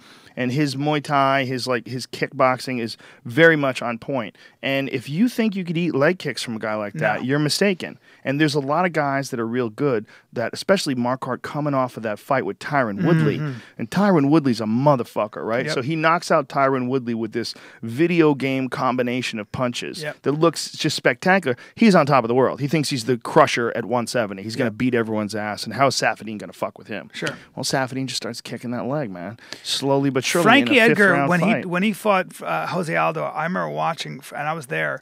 Actually, I think I watched on. We did stand up that night, and I watched Frankie Edgar get kicked a couple times by that crazy Jose Aldo leg kick. And guess what he did? The third time, he dove into a double leg. He literally dove into that, like no hesitation. He's like, "Oh, you want to say bang?" And then guess what? Jose Aldo stopped leg kicking him. I couldn't believe that. That's when I looked at Frankie Edgar. I was like, you're such a badass that you took that leg kick away, because Jose Aldo ruins careers with that fucking leg kick. Yeah, if you stand in front of him. And that's something, well, it's, you know what? It's the evolution of the sport. People are realizing, like, the people used to always give me shit. You know, that was one of the number one criticisms that I get from people, that I bring up leg kicks too much. Like, why isn't he leg kicking? Why isn't he leg kicking? It's like, this because you've never been leg kicked.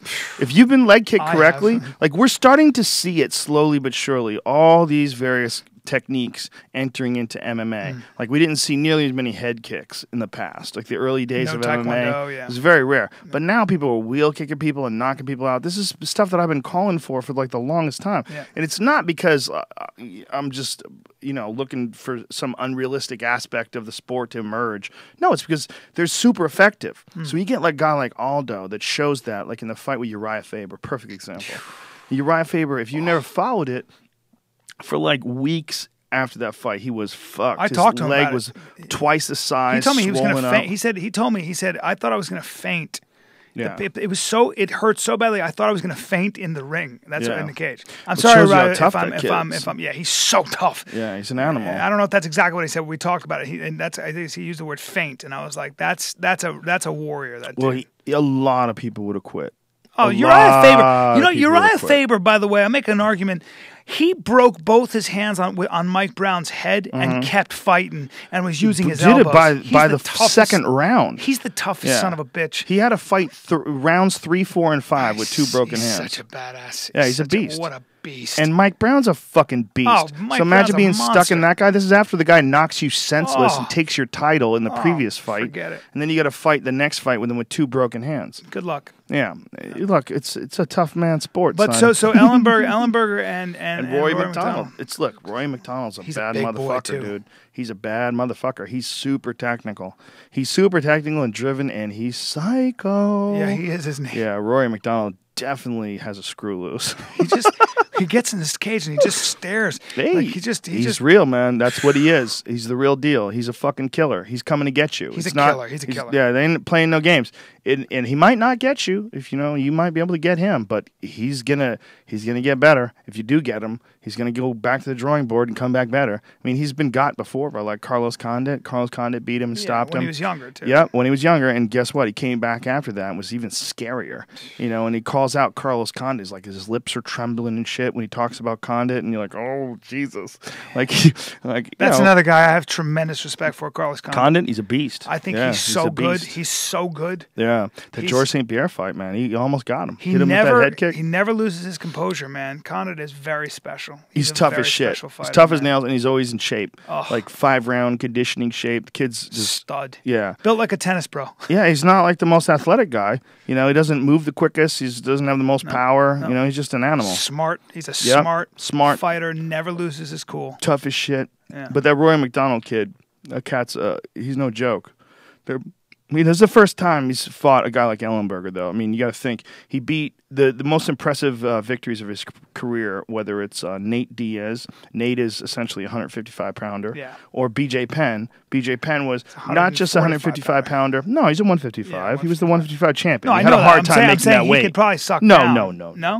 He had BJ? a hard time making 155. Yeah. It was not. That's why he stopped doing it. Okay. That's why he went up to 170. But I mean, these guys are nothing compared to Ellenberger. Ellenberger's a legit 170, and he's a crusher. He's a scary 170. He's a 170 that puts guys in la-la land with one punch.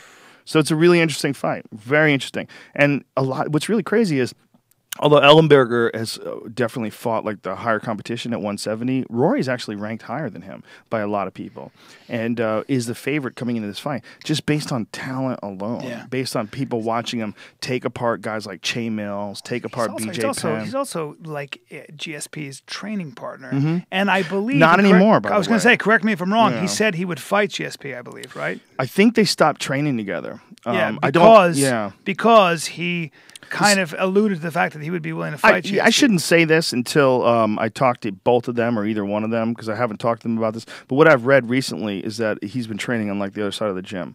Is that they realize that eventually They're going to fight. he doesn't want to, but eventually. Like, he said there's 2 guys he wouldn't fight, GSP and Weidman. Chris Weidman is also, they've trained together. Like, I didn't know that. There's a video of Rory and Weidman training together, but who knows if that's even true. I think Weidman's bigger, isn't he? He's 185. Yeah. I mean, just his frame and everything. Not that much bigger. You watch the 2 of them spar together. It's kind of Yeah. shocking. Really? Rory's a big kid. He's a big kid. I think he's walks around at over 200 pounds before he starts his cut. When he gets down to 170, he does it like, when he's 170, he's fucking shredded. I have a question, because I've seen this guy train. Hector Lombard's going to suck down the 170. Yes. What are you talking about? No, How? it's not a what are you talking about at all. How is he gonna do that? He's what so are you big. talking about? He's not. He's 5'7". He's thick. Yeah. He's muscular. Yeah. But by the way, he should have been fighting at 170 his entire career. Really? Yeah, 100%. When you see a guy that is competing in a smaller organization and crushing people, and then you see him fight in the UFC and you see him start losing, and he gets out-muscled by big guys like Tim Bosch and you realize he's losing to Yushinokami, and you go, oh, I see what's going on. You don't belong in that weight class. Wow. Like, you're too small for that weight class. That's so shocking to me, and it gives me so much more respect. I've seen him training. I was down at ATT. Oh, he's an animal. He's the biggest, thickest guy. I mean, I looked at him before I knew him, and I went, but you're saying crazy talk. He's 5'7". That's a 170-pound man's frame. Yeah. He's a thick guy. If you're that short, I guess you have to suck down because you don't have the length. When you talk, like, look at his build. That's ridiculous. And that, by the way, another problem with a build like that is it makes for explosive power, no doubt about it. But all that muscle requires fuel. You really shouldn't have that much bodybuilder muscle on your body because as a fighter, that's not helping you. Right. It's not. It's that stuff's weighing you down. It's causing you to have this massive engine that you have to fuel. Especially a 3-round or 5-round fight. 5-rounders, especially. Yeah. 5-rounders is the 25 big minutes. ones. Yeah, if you look at the best fighters, like the high level 5-round guys, they're in good shape. They're in great shape, but they never have that level of musculature. I mean, he's a thick fucking guy. He's going to fight Nate Marquardt. That's going to be crazy fight. I can't wait to see that. Well, fight. it's going to be interesting to see how he deals with the cut.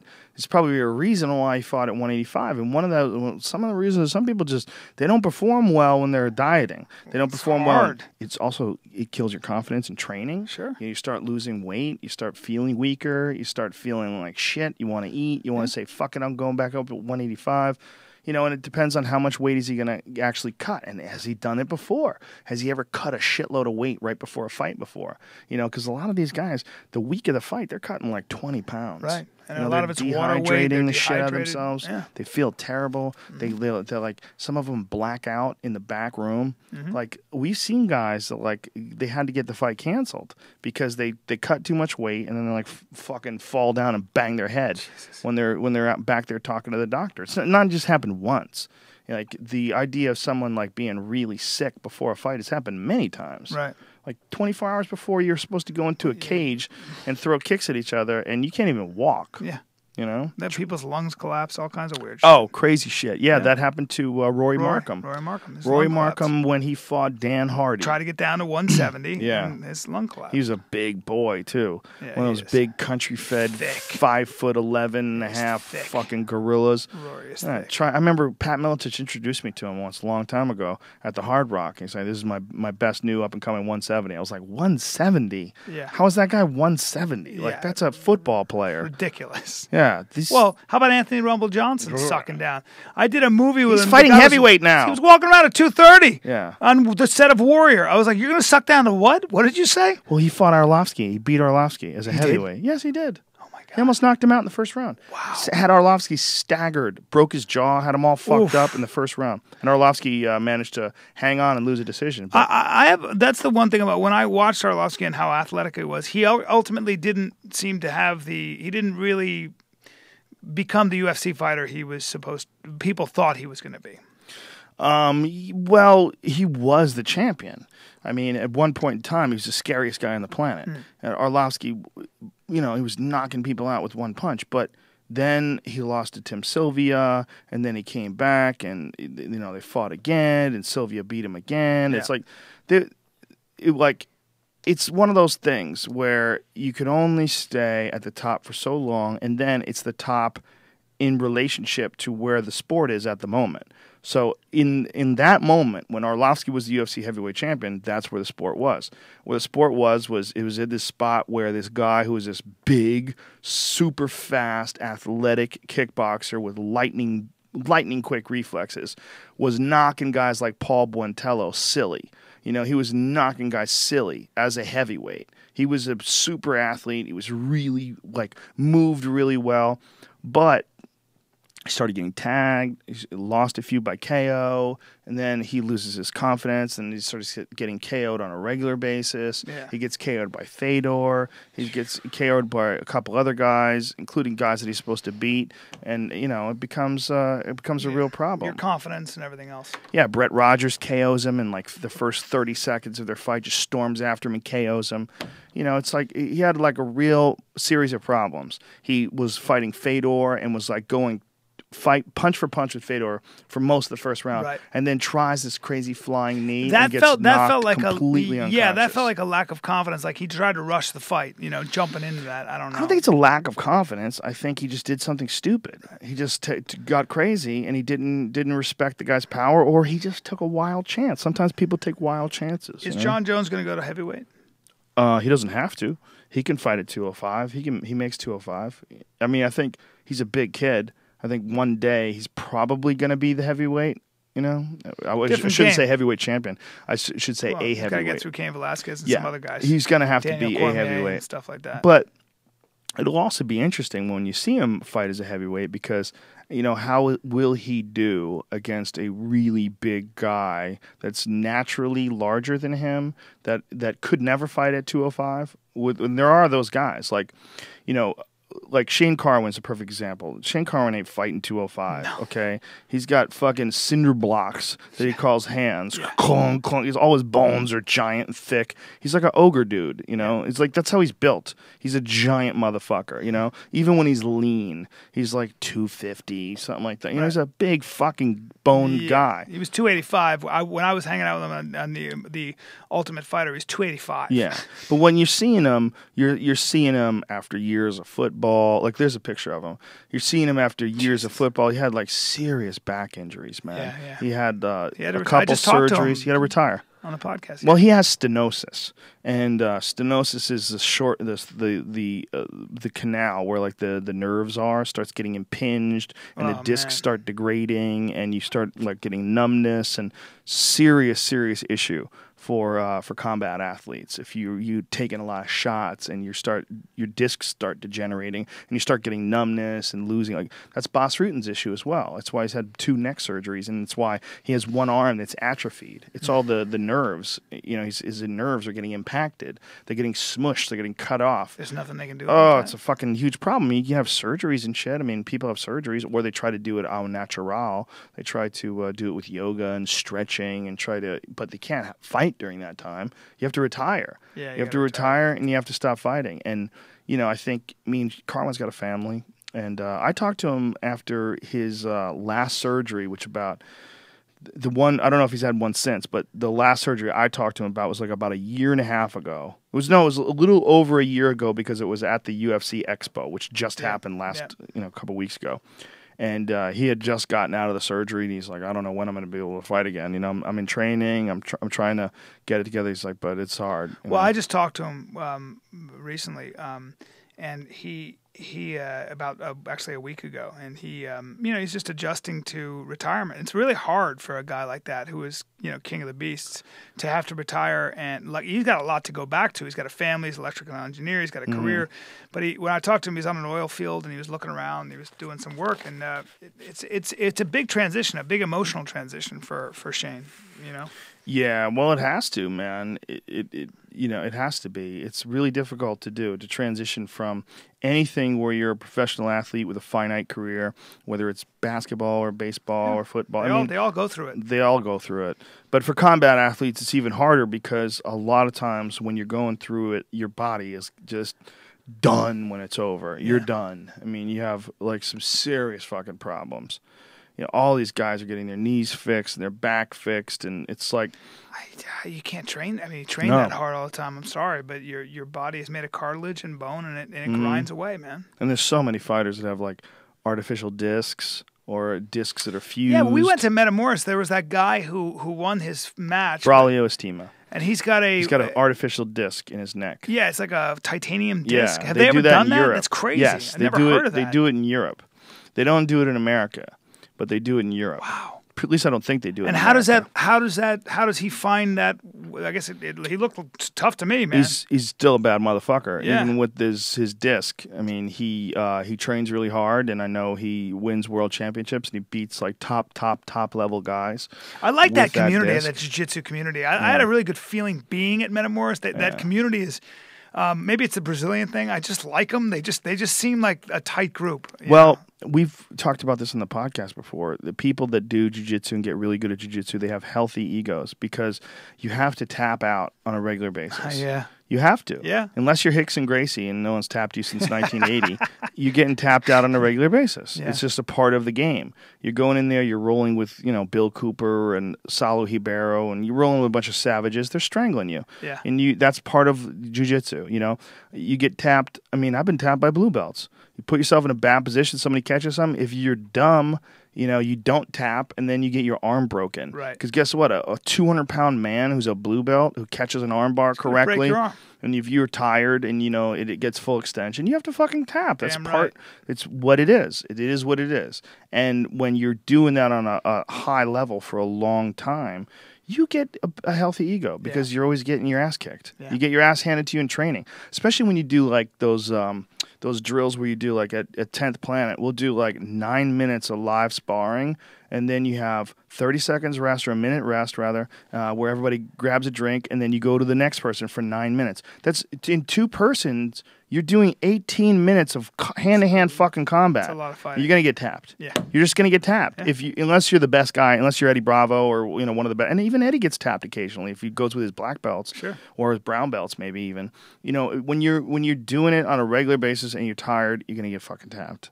And if you don't do it on a regular basis and tired, then you're not gonna know the proper defense. You're not gonna know how to handle yourself and defend yourself when you're in a shitty situation.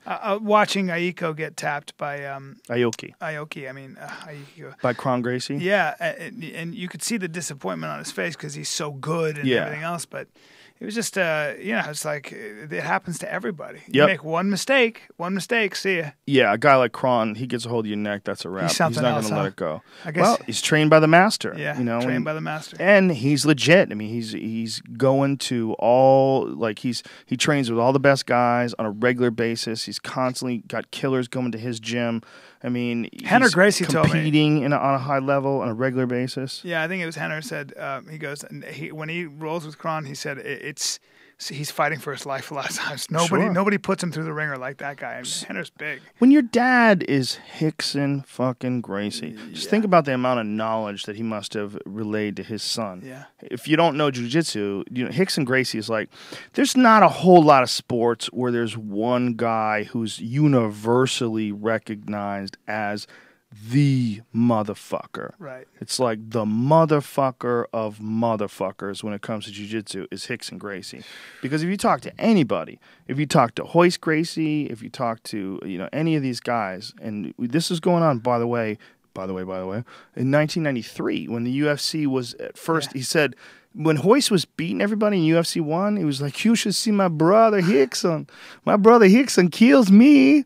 And he used to talk about that. Yeah. The moment somebody beats me, you're in trouble because then my brother Hickson is going to join.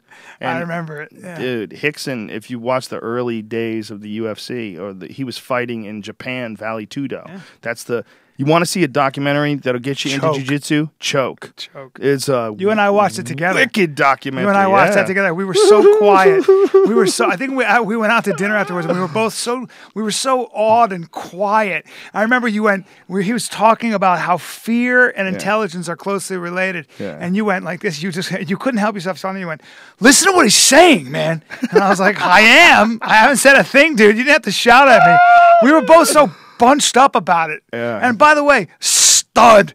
Just by the how handsome is he? How about his yoga? Oh, forget it. Incredible flexibility. In a Speedo, by the way, in Malibu. He said, by the way, 5 I more don't care. times. You don't care. Because Hickson brings out the by the way in me. I gotta pee right now. Go ahead and pee.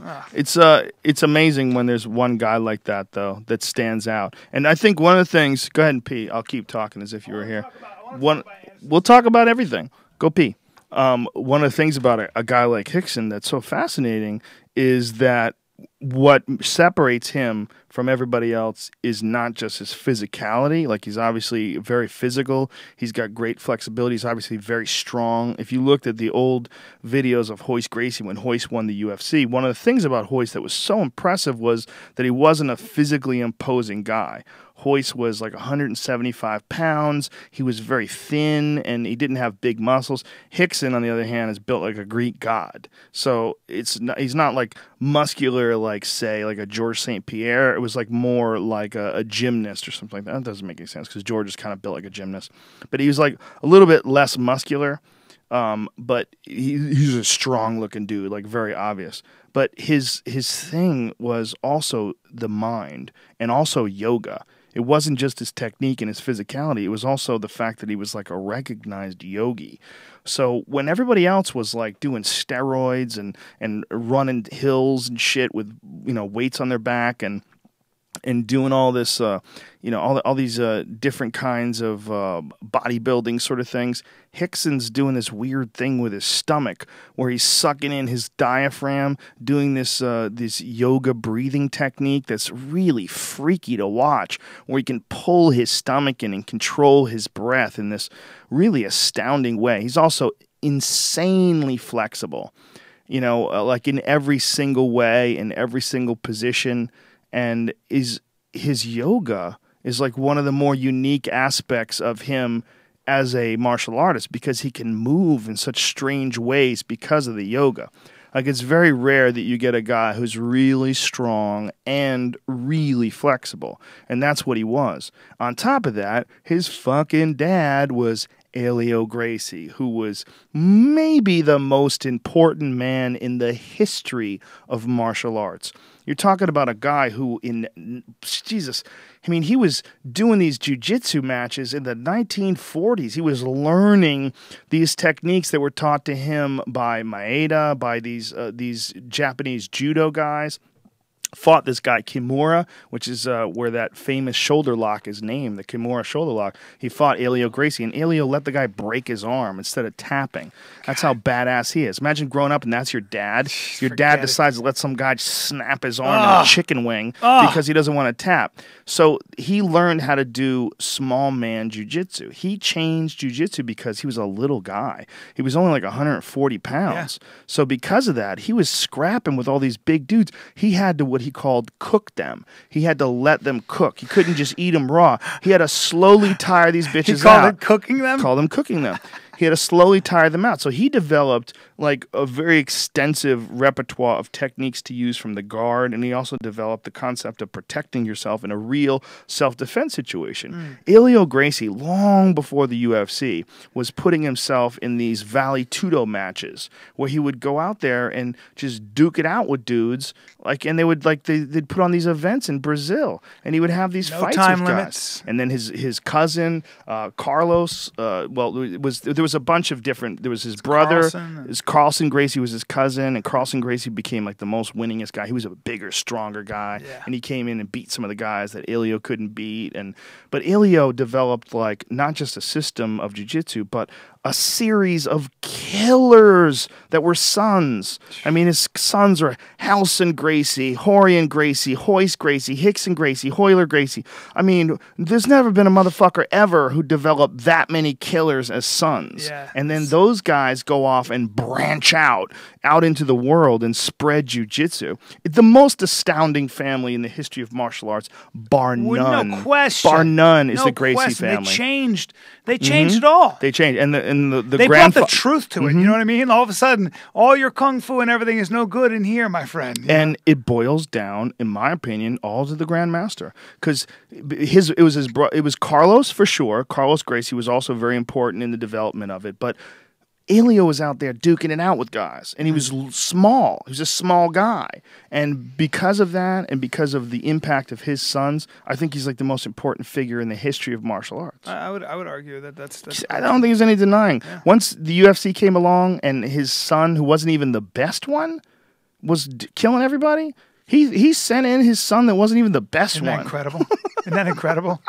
I remember him being this wrestling wizard, and I was watching him, going, that doesn't look like, I don't know, it looks like kind of bad wrestling. I don't really get it. Well, he let guys take him down, fight off his back. Remember he fought Dan Severn? Dan Severn, 250 fucking pound giant wrestler. All of them. Awesome takedown. Shaboom, and he gets caught in a triangle by this little skinny guy. Choking Ken Shamrock and this weird thing. Yeah, the weird, he got him with a gi choke. He choked him with his gi. Yeah, look, Hoist Gracie that was an important moment for martial arts. And it was the first time also that we realized that, like, in the movies, it was always a little dude with skill that was beating the fuck out of all these guys. It was always Bruce Lee that was small but fast as fuck and using his martial arts to defeat much larger Sammo Hung looking dudes. You know, or who's the guy with the big muscles? Polo. Bolo. Yeah, Bolo Young, right? So, and Chuck Norris. Remember when Chuck Norris and him duked it out? Yep. Chuck Norris is bigger and stronger, and Bruce Lee fucked him up. But in the real world, that didn't really happen that often. No. In the real world, those big guys sort of got a hold of you and beat your fucking head into a pulp. That's more of what most of us saw on a regular basis. So then when you have the craziest event in the history of martial arts, this cage fighting event where you're going to lock all these different styles in and find out who's the best, the odds that this one really technical small guy was going to win, they were astronomical as far as the martial arts community was concerned. Yeah. They thought that the biggest karate guy was going to win.